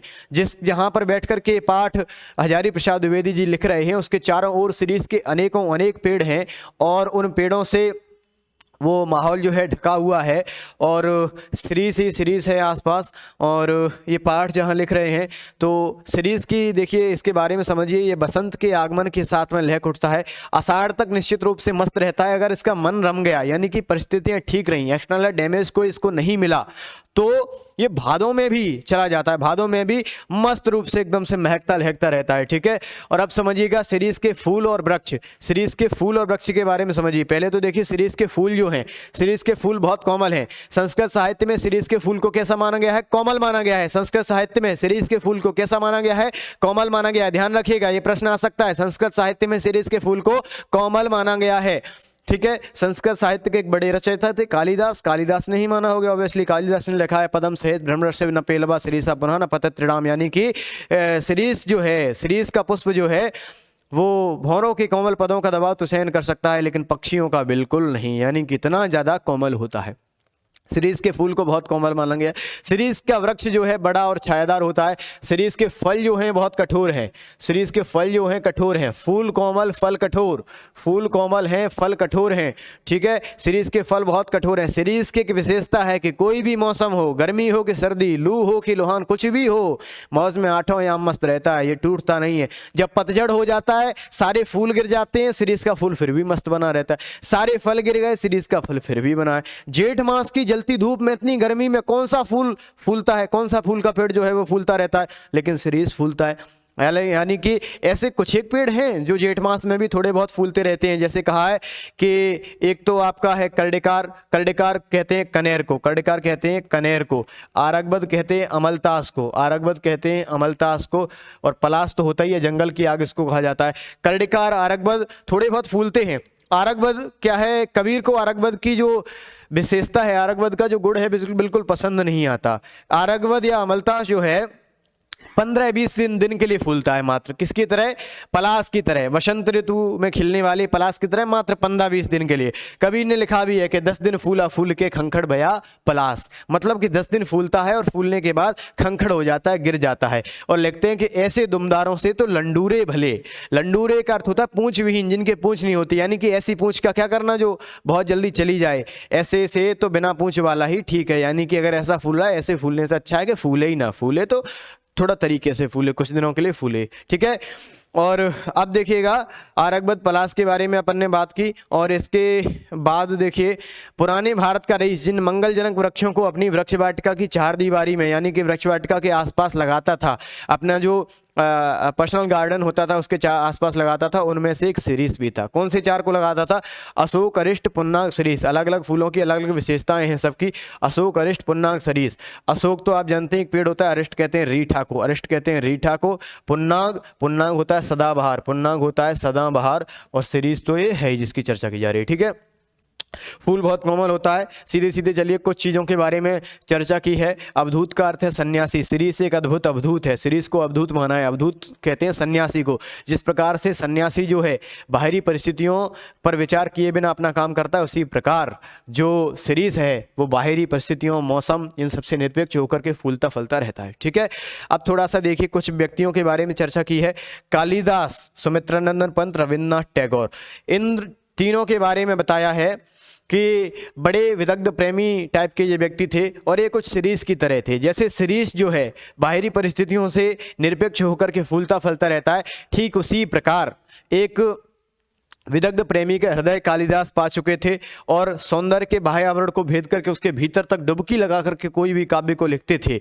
और किसी भी काव्य में से, साहित्य में से रस उस अनासक्त कृपिबल की भांति खींच लेते थे जो निर्दलित इच्छुदंड से भी रस खींच लेता है। यानी कि निर्दलित इच्छुदंड, यानी कि गन्ने को पेर करके, गन्ने का रस निकाल करके वो बिल्कुल कुछ नहीं बचता, उसके जो मतलब कि उसकी जो टहनियाँ बिल्कुल खाली बचती हैं, जिनमें बिल्कुल रस नहीं होता, नीरस होता, उसमें से भी रस निकाल लेता है गन्ने का रस वाला। ठीक उसी प्रकार से कालिदास जो थे कितने भी नीरस साहित्य में से भी रस निकाल देते थे, कितने भी नीरस विषय में से भी रस निकाल देते थे, यानी कितने भी नीरस विषय को एकदम से बिल्कुल इंटरेस्टिंग बना देते थे। ठीक है, सुमित्रानंदन पंत में भी कुछ यही गुण था, रविंद्रनाथ ठाकुर में भी था। उन्होंने लिखा है राजोद्यान का सिंगदार कितना भी अब्रवेदी क्यों ना हो, और असल गंतव्य उस तक पहुंचने पर नहीं, असल गंतव्य उसे भी पार करके, उसे भी अतिक्रम करके जाने तक का होता है। महात्मा गांधी जो थे वो कैसे थे? अंदर से कठोर भी थे और कोमल भी थे, शिरीष की तरह कठोर और कोमल दोनों। कौन थे? महात्मा गांधी उठी आसक्ति है। महात्मा गांधी अंदर से शिरीष की तरह कोमल और डडोर थे। क्या थे? कठोर थे। ठीक है, कोमल और कठोर थे। तुलसीदास क्या है? तुलसीदास ने लिखा है कि जिसको जो आया है उसको जाना है, धरा को प्रमाण यही तुलसी जो जरा, धरा को प्रमाण यही तुलसी जो फरा सो झरा, जो बरा सो बुताना। यानी कि तुलसी कहते हैं कि धरती का प्रमाण यही है कि जो फरेगा यानी कि जो फूलेगा वो झरेगा, वो झड़ेगा, जो फरा सो झरा, जो बरा सो बुताना। जो जलेगा, भरने का अर्थ होता है जलना, जो जलेगा वो बुझेगा, यानी कि जो आया है उसको जाना है। कोई भी इस पृथ्वी पर अमर नहीं है, कोई भी टिक नहीं सकता, कोई अमरौती खा करके नहीं आएगा। महाकाल देवता सपासप कोड़े चला रहे हैं और जिनमें प्राण कण थोड़ा भी ऊर्ध्वमुखी है वो बच जाते हैं, वो कोड़े की मार से बच जाते हैं। लेकिन जिनका प्राण कण जो है अधोमुखी है वो कोड़े की मार में जल्दी आ जाते हैं। कुछ लोग ऐसा सोचते हैं कि हम अगर छिप जाएं और कहीं यानी कि सामने ना आए तो बच सकते हैं, लेकिन ऐसा नहीं होता दोस्तों। लिखा है कि अगर चलते फिरते रहोगे, हिलते डुलते रहोगे तो कोड़े की मार से बच भी सकते हो, जमे कि मरे। यानी कि आप जैसे ही छिप गए, आप जैसे ही बिल्कुल स्थायी हो गए, जैसे ही आपने अपनी प्रतिक्रियाएं करना बंद कर दी, जैसे ही आपके कदमों में जो चाल थी वो बंद हो गई, आप वैसे ही मर जाओगे, कोड़े की मार में आ जाओगे। ठीक है, दुरंत प्राणधारा और सर्वव्यापक कालाग्नि में संघर्ष निरंतर चल रहा है। यानी कि दुरंत प्राणधारा, लोगों की प्राणधारा जो है वो दुरंत है, वो अस्थाई है, वो स्थायी नहीं है। ठीक है, और सर्वव्यापक कालाग्नि, काल की अग्नि का संघर्ष निरंतर चल रहा है और ये संघर्ष जब तक चलता रहता है व्यक्ति बचा रहता है। जैसे ही कोड़े की मार में आ गया, कोड़े की चपेट में आ गया, व्यक्ति मर जाता है, व्यक्ति का जीवन जो है वो खत्म हो जाता है हमेशा के लिए। ठीक है, इसके बाद अब देखिएगा कुछ रचना है। अभिज्ञान शाकुंतलम लिखा है कालिदास ने, कामसूत्र लिखा है वात्सायन ने। ठीक है, लंडूरे का अर्थ है पूंछविहीन, गंडस्थल का अर्थ है गाल। ठीक है, दुष्यंत जो है उन्होंने शकुंतला का चित्र बनाया था, शकुंतला के प्रेमी थे दुष्यंत। अभिज्ञान शाकुंतलम में इसका बड़ा अच्छा वर्णन हुआ है। ठीक है, और ये भूल गए थे, इतना सुंदर चित्र था जिसको सभी लोग उसकी प्रशंसा कर रहे थे, लेकिन जैसे जैसे दुष्यंत उस चित्र को देखते बार बार उसको देख करके थोड़ा बहुत खींच उठते थे और उनको लगता था कि इसमें कुछ शेष रह गया। शेष क्या रह गया था? वो शेष ये रह गया था कि वो दुष्यंत जो थे उसके कानों में, दुष्यंत जो थे उसके किसके कानों में, शकुंतला के कानों में उस चित्र में एक तो शिरीष का फूल पहनाना भूल गए थे, जिसके जो अग्रभाग के केसर हैं, शिरीष के अग्रभाग यानी कि आगे के भाग में केसर लगे रहते हैं, वो उसके गंडस्थल यानी कि गाल तक आते हैं। और शरद चंद्र सा कोमल शुभ्र मृणाल का हार, मृणाल एक धातु होती है, उसका हार पहनाना भूल गए थे। ठीक है, इसके बाद कर्णाट राज की एक प्रिया है विज्जिका देवी, कर्णाट राज्य की राजप्रिया यानी राजकुमारी थी विज्जिका देवी। उन्होंने कहा मैं केवल 3 लोगों को ही कवि मानती हूं, 3 लोगों को ही कवि मानती हूं, पहले ब्रह्मा और दूसरे वाल्मीकि, तीसरे व्यास। ठीक है, ब्रह्मा, वाल्मीकि और व्यास। वाल्मीकि ने रामायण लिखी, व्यास ने महाभारत लिखी, और ये मतलब कि कहती हैं कि मैं केवल 3 ही लोगों को कवि मानती हूँ। अगर इन 3 के अलावा कोई भी अन्य चौथा व्यक्ति अपने आप को कवि कहने का दावा करता है तो मैं कर्णाट राज की प्रिया विज्जिका देवी उसके सिर पर अपना बायां चरण रखती हूँ। ठीक है ना, तेसा मोग्न ददात वाम चरणम कर्णाट राजप्रिया। ये कर्णाट राज की राजप्रिया या कर्नाटक की राजप्रिया विज्जिका देवी ने कहा है। प्रश्न आ सकता है कि कर्णाट राज का वर्तमान नाम क्या है? कर्नाटक है। कर्नाटक को पहले कर्नाट राज कहते थे, जैसे पाटलिपुत्र को अब पटना कहते हैं या पटना को पहले पाटलिपुत्र कहते थे, वैसे ही। ठीक है, ब्रह्मा, वाल्मीकि, व्यास 3 को ही कवि मानती हैं, 3 को ही कवि मानती हैं। पहला मानती हैं ब्रह्मा को, दूसरे वाल्मीकि को और तीसरा व्यास को। ठीक है ना, तीसरा किसको मानती हैं? व्यास को। पहले ने वेदों को दिया, दूसरे ने रामायण को, तीसरे ने महाभारत को। ठीक है, कुछ एक इंपॉर्टेंट प्रश्न देख लीजिए दोस्तों। लेखक ने शिरीष को कालजयी अवधूत क्यों कहा है? कालजयी अवधूत या सन्यासी क्यों कहा है? क्योंकि जिस तरह से सन्यासी जो है किसी भी बाहरी परिस्थिति से निरपेक्ष होकर के कुछ भी सोचे बिना अपनी जो साधना है उसमें लीन रहता है, ठीक उसी प्रकार शिरीष जो है बाहरी मौसम, सर्दी गर्मी इन सब से निरपेक्ष होकर के फलता फूलता रहता है। उत्तर आप देख सकते हैं किसी अपने रेफरेंस से, रिसोर्स से। शीत पुष्प किसे कहते हैं और क्यों? शीत पुष्प किसको कहते हैं? शीत पुष्प कहते हैं शिरीष को। शीत पुष्प शिरीष को कहते हैं शीत पुष्प, यानी कि शीतलता का आभास कराने वाला, क्योंकि ये गर्मियों में खिलता है और ठंडक का आभास कराता है, शीतलता का आभास कराता है। शीत पुष्प शिरीष को कहते हैं क्योंकि ये गर्मियों में भी सर्दी का आभास कराता है। तो ये पाठ आपका यहाँ पे समाप्त होता है सीरीज के फूल, और अगला चैप्टर जो है उसको शुरू करेंगे, वो होगा आपका श्रम विभाजन और जाति प्रथा, और अगला उसी का है मेरी कल्पना का आदर्श समाज। तो थैंक यू। हाँ, तो प्रिय विद्यार्थियों, अगला प्रश्न, अगला देखिए पाठ श्रम विभाजन और जाति प्रथा, और इसी का अगला जो है मेरी कल्पना का आदर्श समाज। इसे लिखा है डॉक्टर भीमराव अंबेडकर ने, डॉक्टर बी आर अम्बेडकर ने, doctor B R Ambedkar, doctor B R Ambedkar ने लिखा है। डॉक्टर भीमराव अंबेडकर जो है अंग्रेजी लेखक हैं, इन्होंने अंग्रेजी में बहुत सारी रचनाएं लिखी हैं, और अंग्रेजी लेखक होने के बावजूद इनकी दो रचनाएं देख लीजिए, दो रचनाएं इनकी कौन कौन सी हो जाएंगी अंबेडकर की। पहली तो एनिहिलेशन ऑफ कास्ट, इसी से ये पाठ लिया गया है। दूसरी है शूद्राज हु आर दे, ठीक है। और एनिहिलेशन ऑफ कास्ट जो था एक भाषण था जिसका नाम था एनिहिलेशन ऑफ कास्ट। इसी भाषण को कट करके इसी भाषण के लिखित फॉर्म में ये पाठ लिया गया है, और इस भाषण का हिंदी अनुवाद जो है वो ललई सिंह यादव ने किया है, और हिंदी अनुवाद का नाम है इसका जाति भेद का उच्छेद, जाति भेद का उच्छेद, ये हिंदी में इसका नाम है। भारत की जाति प्रथा और श्रम विभाजन के बारे में बताया है। कई लोग देखिए श्रम विभाजन यानी कि श्रम का काम का विभाजन, और सभ्य समाज की आवश्यकता भी है।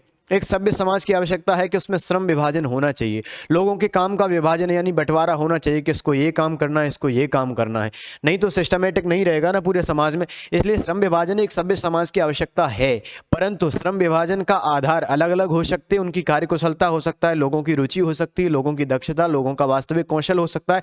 लेकिन भारत के श्रम विभाजन की बात की गई, भारत का श्रम विभाजन जो था वो किस तरीके का था? वो ऐसा था कि भारत में जो श्रम विभाजन था वो दरअसल जाति प्रथा के आधार पर किया जाता था। पहले तो थोड़ा सा डॉक्टर अंबेडकर के बारे में समझिए। भारत की संविधान जो भारत का है उसके एक बहुत बड़े हिस्से को डॉक्टर अंबेडकर ने लिखा है। प्रारूप समिति के अध्यक्ष थे और मानव मुक्ति के बड़े पुरोधा इनको माना जाता है। जब दलित विमर्श आता है, हमारे यूपीएससी के टॉपिक्स में भी दलित विमर्श बहुत प्रखर रूप से मतलब कि आता है, तो दलित विमर्श की जब चर्चा की जाती है तो डॉक्टर भीमराव अंबेडकर को उसके केंद्र में खड़ा हम पाते हैं। डॉक्टर बी आर अम्बेडकर जो थे, इनका पूरा नाम पूरा वाङ्मय जो है 21 खंडों में प्रकाशित हुआ है, पूरा जीवन जो चरित है, और इनको प्रोत्साहन बड़ौदा निर्देश ने दिया था। अंबेडकर इनका जो टाइटल है, अंबेडकर दरअसल किसी दलित की जाति नहीं होती है, ठीक है ना। अंबेडकर जो है इनके एक गुरुजी थे, इनके एक गुरुजी थे, वो ब्राह्मण थे, उन्होंने इनको पढ़ाया था। भीमराव बड़े प्रतिभाशाली बालक थे, तो वो इनसे बड़े प्रभावित थे, इसलिए उन्होंने गुरुजी ने अपनी टाइटल दी है अंबेडकर इनको। और ऐसा माना जाता है आजकल हालांकि कई सारी जो विचारधारा हैं वो इस तरीके के विवादों के घेरे में इनको लेकर के आती हैं, लेकिन ऐसा नहीं है कि इनका शुरू से कोई मोहभंग किसी ब्राह्मण या क्षत्रिय से रहा था। दरअसल इनको जो प्रोत्साहन है वो ऊंची कास्ट वाले लोगों ने ही दिया। इनकी जो टाइटल है वो इनके गुरुजी ने दी थी। इनको प्रोत्साहन बड़ौदा के नरेश जो कि क्षत्रिय थे, बड़ौदा के राजा, उन्होंने इनको प्रोत्साहन दिया। ये बहुत गरीब थे, इनकी कहाँ हालत थी कि ये कहीं विदेश में या अमेरिका जाकर के अपनी पढ़ाई पूरी करें। इनको बड़ौदा नरेश ने अपने प्रोत्साहन पर भेजा और जाकर के विदेश में इन्होंने अमेरिका में अपनी पढ़ाई पूरी की। यानी कि इनको बनाने में, इनको गढ़ने में, इनके जीवन में बड़ा योगदान है ऐसे ब्राह्मण क्षत्रियों का, ठीक है ना। लेकिन अलग अलग तरीके के विमर्श चलते हैं, अलग अलग तरह के लोग, अंबेडकर के कई सारे समर्थक हैं, वो अलग तरह की बातें करते हैं, लेकिन अपन को उसकी चर्चा नहीं करनी है। फिलहाल अपन तो सीधे सीधे पाठ की चर्चा करेंगे जो पाठ में दिया है। पाठ में अंबेडकर बताते हैं कि श्रम विभाजन जो है, श्रम विभाजन के कई तरीके हो सकते हैं, लेकिन भारत में श्रम विभाजन का एक बड़ा लोक प्रचलित तरीका अपनाया गया, वो था जाति प्रथा। वो क्या था? जाति प्रथा। जाति प्रथा क्या होता है? जाति प्रथा के अंतर्गत लोग जिस जाति में पैदा हुए, जिस वर्ण में पैदा हुए, उसके हिसाब से उनके काम का विभाजन कर दिया जाता था। दरअसल आज ये सब नहीं है। आज चूंकि आज तो हम देख सकते हैं कि जाति प्रथा है ही नहीं। ये जाति प्रथा जो है कुछ समय पहले की बात, जब देश आज़ाद हुआ था, उस समय ये प्रखर रूप से प्रचलित थी, तो उसकी चर्चा इस पाठ में की गई है। आजकल तो उस रूप में हम जाति प्रथा को देख ही नहीं सकते हैं, क्योंकि अंबेडकर ने उस जाति प्रथा को देखते हुए, उस व्यवस्था को देखते हुए ही आरक्षण को लागू किया, जातिगत आरक्षण। लेकिन जातिगत आरक्षण आप जानते हैं कि आज एक बहुत बड़ी समस्या बनी हुई है। लेकिन अपन को उन मुद्दों पर चर्चा नहीं करनी है, सीधे सीधे ये पाठ की बैकग्राउंड के लिए ये चीज़ बताते हैं। श्रम विभाजन जो है उसमें एक तरीका है जाति प्रथा। जाति प्रथा क्या करती है, लोग जिस वर्ण में पैदा हुए उसके आधार पर उनके काम को निर्धारित कर दिया। अगर आप ब्राह्मण कुल में पैदा हुए तो आपका जो काम है वो पुरोहित कर्म होगा। आप क्षत्रिय कुल में पैदा हुए तो आपका काम होगा आर्म्ड फोर्सेज को ज्वाइन करना। आप अगर वैश्य कुल में पैदा हुए तो आपका काम होगा बिजनेस करना। आप शूद्र कुल में जन्मे हैं तो आपका काम होगा जो मिडिल क्लास जो वर्क्स होते हैं और जो काम होते हैं जो हाथ से काम किए जाते हैं और हथकरघा टाइप के काम है उनको करना। लेकिन ऐसा भी तो हो सकता है कोई ब्राह्मण कुल में जन्मा है, उसका जो रुचि है उसको अन्य काम करने में रुचि हो, उसको बाल काटने में रुचि हो, तो यहाँ पर रुचि को नहीं देखा जाता। व्यक्ति की दक्षताओं को भी नहीं देखा जा सकता। हो सकता है कि कोई दलित कुल में पैदा हुआ और वो पढ़ाने के काबिल है, वो पढ़ने पढ़ाने में काम करना चाहता है, लेकिन उसको उसका अधिकार नहीं दिया गया। तो ये कई पहलुओं से हानिकारक थी। आर्थिक पहलू से भी जाति प्रथा बहुत हानिकारक है, क्योंकि इसमें एक काम में लोगों को बांध दिया जाता है। अगर वो काम बंद हो गया तो उसका पूरा पैसा ही खत्म हो जाएगा। यानी तो जाति प्रथा किस पहलू से हानिकारक है? आर्थिक पहलू से। आर्थिक पहलू से लिख लोगे, ये ओटी लिख लेना, जाति प्रथा आर्थिक पहलू से भी हानिकारक है। ठीक है। और उसके बाद ये करती क्या है, पेशे का दोषपूर्ण पूर्व निर्धारण कर देती है, पहले से ही निर्धारित कर देती है कि इसको ये पेशा अपनाना पड़ेगा। और इतना ही नहीं करती बल्कि जीवन भर व्यक्ति को एक ही पेशे में बांध देती है जाति प्रथा। ठीक है। और श्रमिकों का भी विभाजन कर देती है श्रम विभाजन के बाद, यानी छुआछूत को भी डाल देती है। लेकिन इन सब की चर्चा की गई। इसके बाद ये कहते हैं कि जाति प्रथा की खेदजनक नीरस गाथा सुनते हुए आप लोग निश्चित रूप से ऊब गए होंगे अपने भाषण में। कहते हैं, फिर कहते हैं कि मैं बताता हूँ मेरी कल्पना का आदर्श समाज कैसा है, मेरे अनुसार कैसा होना चाहिए एक अच्छा समाज। वो उसमें 3 तत्व होने चाहिए, स्वतंत्रता, समता, भ्रातृता। स्वतंत्रता क्या है? गमनागमन की, जाने आने की स्वतंत्रता, जीवन की, शारीरिक सुरक्षा की, संपत्ति रखने की। इन स्वतंत्रताओं से व्यक्ति को कोई आपत्ति नहीं है। लेकिन वो कहते हैं कि आपत्ति किससे होती है कि व्यक्ति को अपने काम चुनने की स्वतंत्रता जब दी जाए तो कुछ अपर कास्ट के लोगों को, अपर जाति के तत्व, अपर जाति के लोगों को क्या हो सकती है? आपत्ति हो सकती है। अपर जाति का तत्व स्पिरिचुअल। अपर जाति का तत्व क्या है? एक लिख लीजिए यहां पे, अपर जाति का तत्व स्पिरिचुअल। स्पिरिचुअल। ठीक है। तो जब उनको काम चुनने की स्वतंत्रता दिया तो वहां लोगों को आपत्ति होती है। फिर समता की बात की है। समता क्या है? समता वास्तव में माफ कीजिए, भ्रातृता की बात की। भ्रातृता क्या है? दूध पानी का मिश्रण को भाईचारे का वास्तविक रूप माना है अम्बेडकर ने।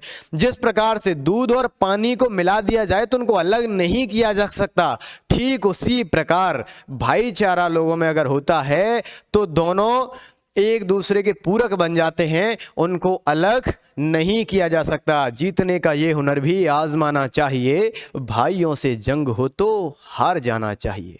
कुछ ऐसा दर्शाने का प्रयास किया है। दूध पानी के मिश्रण की तरह भाईचारा होता है और इसी को लोकतंत्र का दूसरा रूप कहा है। इसी को कहा है कि यही लोकतंत्र है वास्तव में। ठीक है।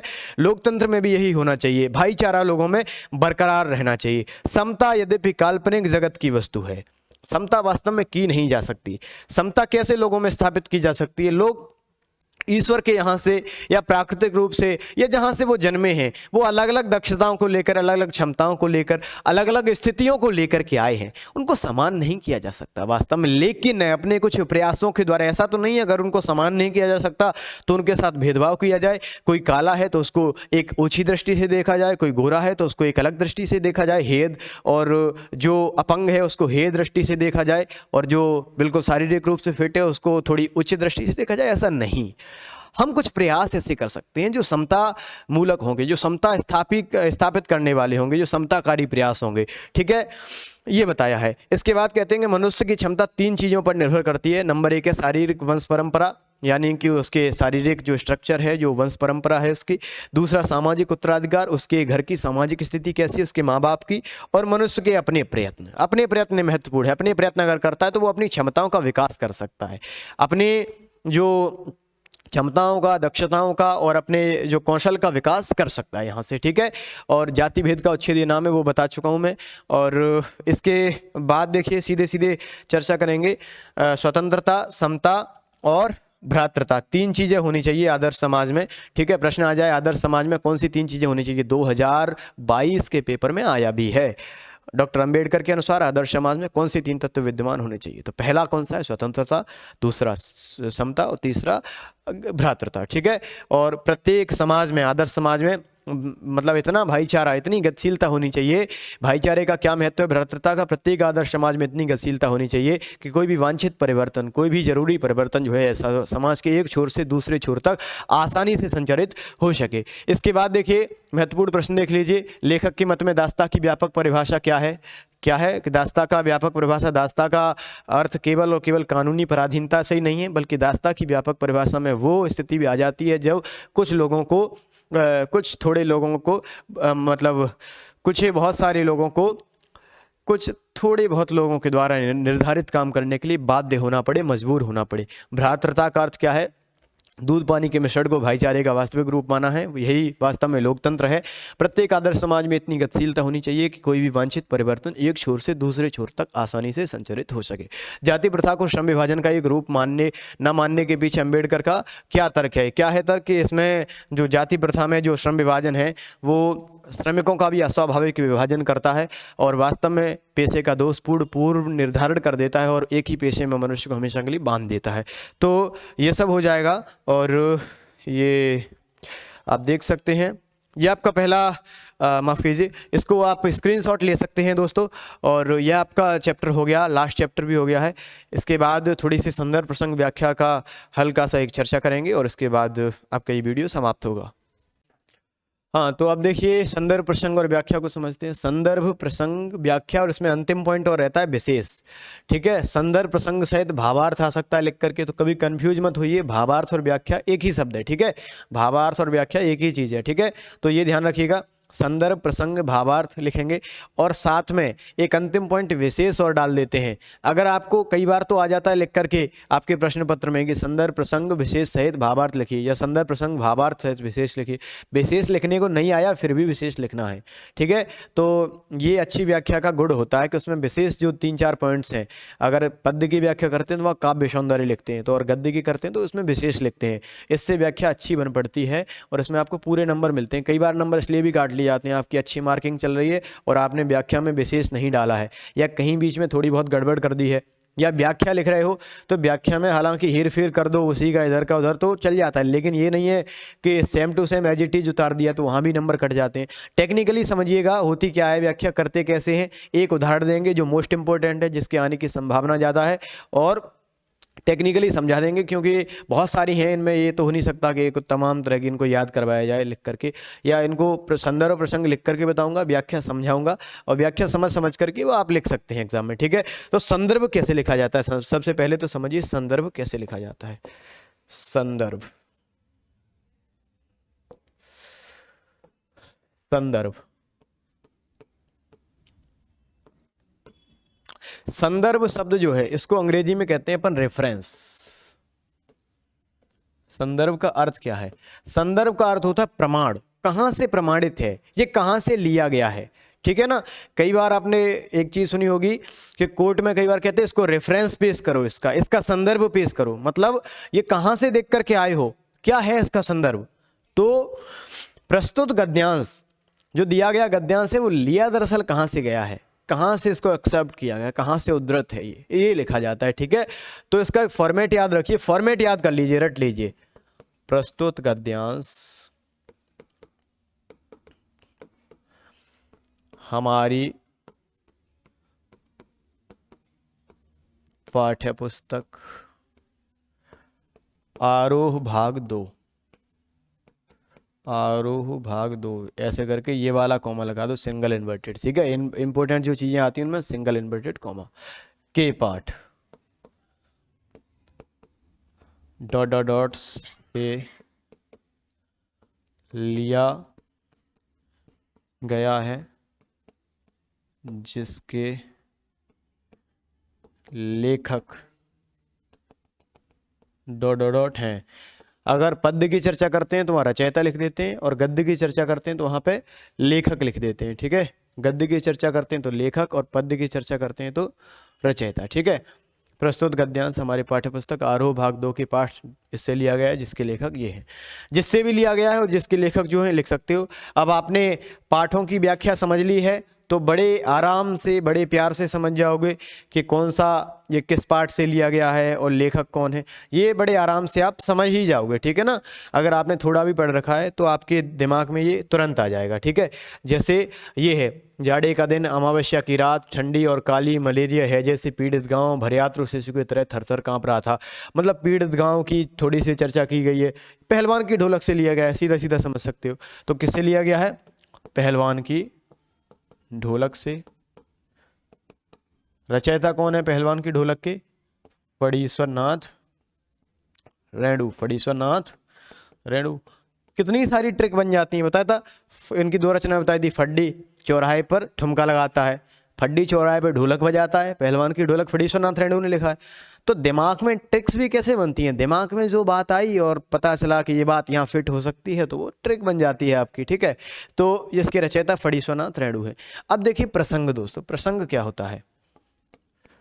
प्रसंग होता है किस बात की चर्चा चल रही है, किस चीज की चर्चा चल रही है, उसको सारगर्भित रूप से मात्र 2 लाइन्स में बताना है, 2 या हद से हद 3 लाइन में। ये नहीं है कि उसका तुमने प्रसंग में ही व्याख्या पूरी मतलब कि लपेट दी, ऐसा नहीं करते। प्रसंग में थोड़ा सा मतलब कि 2 लाइन्स में पूरा का पूरा बता दिया, सारगर्भित रूप से, बहुत एकदम से सारगर्भित चलना है। जाड़े का दिन, अमावस्या की रात, ठंडी और काली, मलेरिया हैजे से पीड़ित गांव, भर्यातु शिशु की तरह। भर्यातु मतलब भयभीत, भर्यातु मतलब भयभीत, शिशु की तरह थरथर कांप रहा था। पुरानी और उजड़ी बांस फूस की झोंपड़ियों नहीं झोंपड़ियों लिखा है, झोंपड़ियों में अंधकार और सन्नाटे का सम्मिलित साम्राज्य, अंधेरा और निस्तब्धता। अंधेरी रात चुपचाप आंसू बहा रही थी, निस्तब्धता करोड़ सिसकियों और आहों को बलपूर्वक अपने हृदय में दबाने की चेष्टा कर रही थी। आकाश में तारे चमक रहे थे। आकाश से टूटकर यदि कोई भावुक तारा पृथ्वी पर जाना भी चाहता तो उसकी ज्योति और शक्ति रास्ते में ही शेष हो जाती। यानी एनी नहीं लिखा है, अन्य, अन्य लिखा है, अन्य तारे उसकी भावुकता और स्व असफलता पर खिलखिलाकर हंस पड़ते थे। पढ़कर के लगा कि कितना करुण दृश्य, कितना एकदम से मतलब कि भयानक, एक भयभीत करने वाला दृश्य जो है उसकी चर्चा की जा रही है। गांव के क्या लिख सकते हैं? मलेरिया और हैजे से पीड़ित गांव के, या महामारी से पीड़ित गांव के, या महामारी से पीड़ित गांव के भर्यातु दृश्य, यानी कि भयभीत करने वाले दृश्य। क्या लिख सकते हो? महामारी से पीड़ित गांव, पीड़ित गांव के, महामारी से पीड़ित गांव के करुण दृश्य को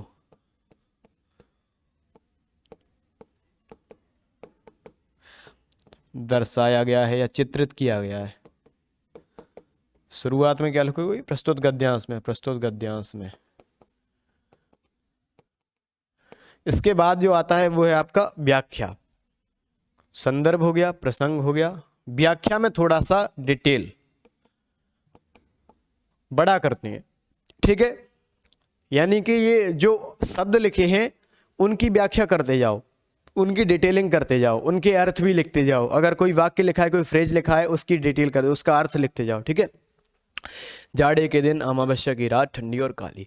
प्रस्तुत गद्यांश में लेखक फणीश्वर नाथ रेणु जी गांव के भर्यातु या करुण दृश्य का वर्णन करते हुए कहते हैं कि जाड़े की रात, जाड़े के दिन है, यानी कि सर्दियों का मौसम है, और अमावस्या की ठंडी और काली रात का वर्णन किया है। अमावस्या की ठंडी और काली रात का वर्णन किया है। और गांव जो है, और अब तुम्हें पता है कि पहलवान के गांव की चर्चा की जा रही है, तो पहलवान लुट्टन का जो गांव है वो महामारी से ग्रसित है, यानी कि गांव के अधिकांश लोग मलेरिया और हैजे की चपेट में आ चुके हैं, और गांव के सारे लोग जो मलेरिया और हैजे की चपेट में आ सके हैं, भर्यातु शिशु की तरह, यानी कि भयभीत बालक की तरह कांप रहे हैं, भयभीत बालक की तरह थरथर कांप रहे हैं।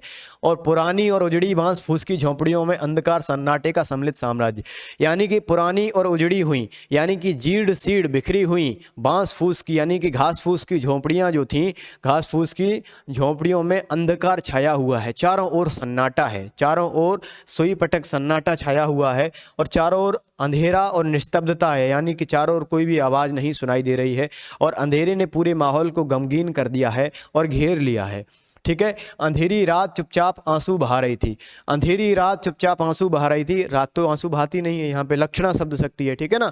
अंधेरी रात चुपचाप आंसू बहा रही थी, अर्थात अंधेरी रात में जो लोग थे उनके आंसू एकदम से चुपचाप से निकलते जा रहे थे, यानी कि लोग अपनी आवाज़ बिल्कुल भी नहीं कर रहे थे, यानी कि लोगों के रोने की आवाज़ तक नहीं आ रही थी। अंधेरी रात चुपचाप आंसू बहा रही थी का अर्थ क्या है? लोगों के रोने की आवाज़ तक नहीं आ रही थी। लोग रो तो रहे थे लेकिन उनके रोने की आवाज़ किसी को सुनाई नहीं देती थी, यानी कि लोग आवाज़ करके चिल्ला चिल्ला करके नहीं रो रहे थे। निस्तब्धता करुण सिसकियों और आहों को बलपूर्वक अपने हृदय में ही दबाने की चेष्टा कर रही थी। निस्तब्धता यानी कि बिल्कुल शांति जो थी, जो सन्नाटा था, वो करुण सिसकियों, लोगों की सिसकियां जो थी, लोगों के रोने की जो सिसकियां आती थी और उनकी जो आहें थीं, जो आहें भरते थे अपनी परेशानी से व्यथित होकर के, किसी का बेटा मरता जा रहा है, किसी का बाप मरता जा रहा है, किसी का खुद कूकता कराहता जा रहा है, ऐसी सिसकियां और ऐसा बुरा माहौल था। इसको यानी कि ये इतना बुरा माहौल था लेकिन इसके बावजूद भी सन्नाटा था। लोगों की इतनी हिम्मत ना पड़ती कि वो तेज तेज रो भी सकें, ऐसा माहौल बना हुआ था और बलपूर्वक अपने हृदय में दबाने की चेष्टा कर रहे थे, यानी कि लोग रोते लेकिन किसी को सुनाई ना देता उनका रोना। आकाश में तारे चमक रहे थे, आकाश में तारे चमक रहे थे, पृथ्वी पर बिल्कुल सन्नाटा अंधेरा छाया हुआ था और नकारात्मकता का प्रतीक है ये। आकाश से टूटकर यदि कोई भावुक तारा पृथ्वी पर जाना भी चाहता, यानी कि आकाश से टूट करके कोई भावुक तारा उस दृश्य पर भावुक होकर के, उस गांव के गमगीन दृश्य पर थोड़ी सी अपनी सांत्वना व्यक्त करने के लिए अगर जाना भी चाहता वहां धरती पर, अर्थात तारा तो नहीं जाना चाहेगा, तारा तो समझदार नहीं होता, अर्थात कोई व्यक्ति अगर मदद करना भी चाहता तो वो मदद कर नहीं पाता उस गांव की। यानी कि कह रहा है कि आकाश से टूटकर यदि कोई भावुक तारा पृथ्वी पर जाना भी चाहता, उस अंधकार को दूर करने के लिए कोई भावुक तारा अगर प्रयास भी करता कि हम पृथ्वी पर जाकर के उस अंधकार को दूर करेंगे, उस अंधकार को मिटाएंगे, उस अंधेरे के साम्राज्य को खत्म करके उसमें प्रकाश फैलाएंगे हम अपना जो तारे में प्रकाश होता है, लेकिन उसकी ज्योति और शक्ति रास्ते में ही शेष हो जाती। यानी कि कोई व्यक्ति अगर उस गांव की मदद करने की सोचता तो उसकी जो शक्ति थी, उसके जो प्रयास थे, वो रास्ते में ढेर हो जाते, समाप्त हो जाते, वो उस गांव की मदद नहीं कर पा रहे। तो उसकी ऐसी हालत बन गई थी गांव की। और अन्य तारे उसकी भावुकता अथवा असफलता पर खिलखिलाकर हंस पड़ते थे, यानी अन्य लोग उस व्यक्ति की जो उनकी मदद करना चाहता उस गाँव की, उसकी असफलता पर खिलखिलाकर हंसते थे और उसको अन्य लोग जो थे उसका मजाक बनाते थे। यानी कि वो गांव का बड़ा गमगीन माहौल है और ऐसे में पूरा गांव जो है मलेरिया और हैजे से पीड़ित है और रोगग्रस्त है। पूरा गांव महामारी से जूझ रहा है और ऐसे में बिल्कुल भी किसी के पास भी मतलब कि सब लोग रो रहे हैं और एक दूसरे को ढाढ़स कभी कभार देते हैं और बिल्कुल अंधेरा और निस्तब्धता और सन्नाटे का सम्मिलित साम्राज्य पूरे गांव में फैला हुआ है और बड़ी ही विकल स्थिति का वर्णन इस पाठ में किया गया है। अब विशेष में क्या लिखोगे? विशेष में क्या लिखा जाता है? क्या विशेष चीज़ें मिली तुम देखिएगा। कितने सारे इसमें तत्सम शब्द हैं, ज्योति, शक्ति, ठीक है ना, और अन्य तारे, ये मतलब अंधकारी, कई सारे तत्सम शब्द हैं। तो नंबर 1 तत्सम शब्दों का, तत्सम शब्दों का अधिकता में प्रयोग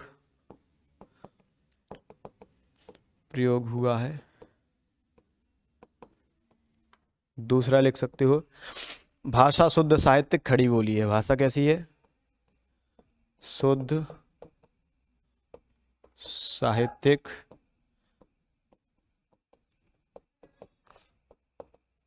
खड़ी बोली है। और कौन सा रस है यहाँ पर? भयानक रस है। पूरे में आप देख सकते हैं कितना भयभीत करने वाला माहौल है। नंबर 3 भयानक रस है। ठीक, इसी प्रकार से इसकी कर सकते हो। फूल हो या पेड़ हो अपने आप में समाप्त नहीं है, किसी अन्य वस्तु को दिखाने के लिए उठी हुई उंगली है, इशारा है। संदर्भ हो जाएगा फूल, पेड़, मतलब समझ लो किसकी चर्चा, कौन सा पाठ हो जाएगा? सीरीज का फूल। ठीक है, प्रस्तुत पद्यांश हमारी पाठ्यपुस्तक आरोह भाग 2 के पाठ सीरीज के फूल से लिया गया है, जिसके लेखक जो हैं हजारी प्रसाद द्विवेदी है।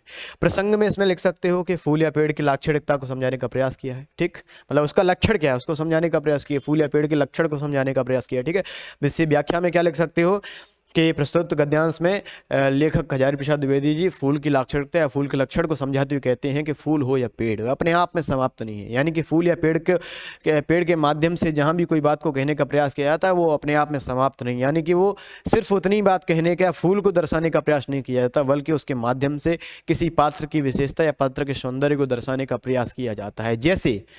जैसे कई बार चंद्रमुखी कहा जाता है औरतों को, यानी चांद जैसा मुख, यानी कि वो चंद्रमा की विशेषता नहीं बल्कि उस औरत की विशेषता को बता रहे हैं। ठीक है, उसी प्रकार इस पाठ में शिरीष के फूल के माध्यम से शिरीष को कोमल और कठोर बताया गया, तो इसके माध्यम से सिर्फ शिरीष की चर्चा नहीं की जा रही थी बल्कि कई और लोगों की चर्चा की जा रही थी। जैसे हमारे देश के एक बड़े राजनीति के जो पुरोधा थे महात्मा गांधी जी, उनकी चर्चा की जा रही थी, वो किस प्रकार से कोमल और कठोर दोनों रह सके और किस प्रकार से वो उस लूटपाट, खून खच्चर और अग्निदाह के युग में भी शांति से रह सके, किस प्रकार से उस युग में भी वो शिरीष की तरह अवधूत या सन्यासी की तरह रह सके। ठीक है ना।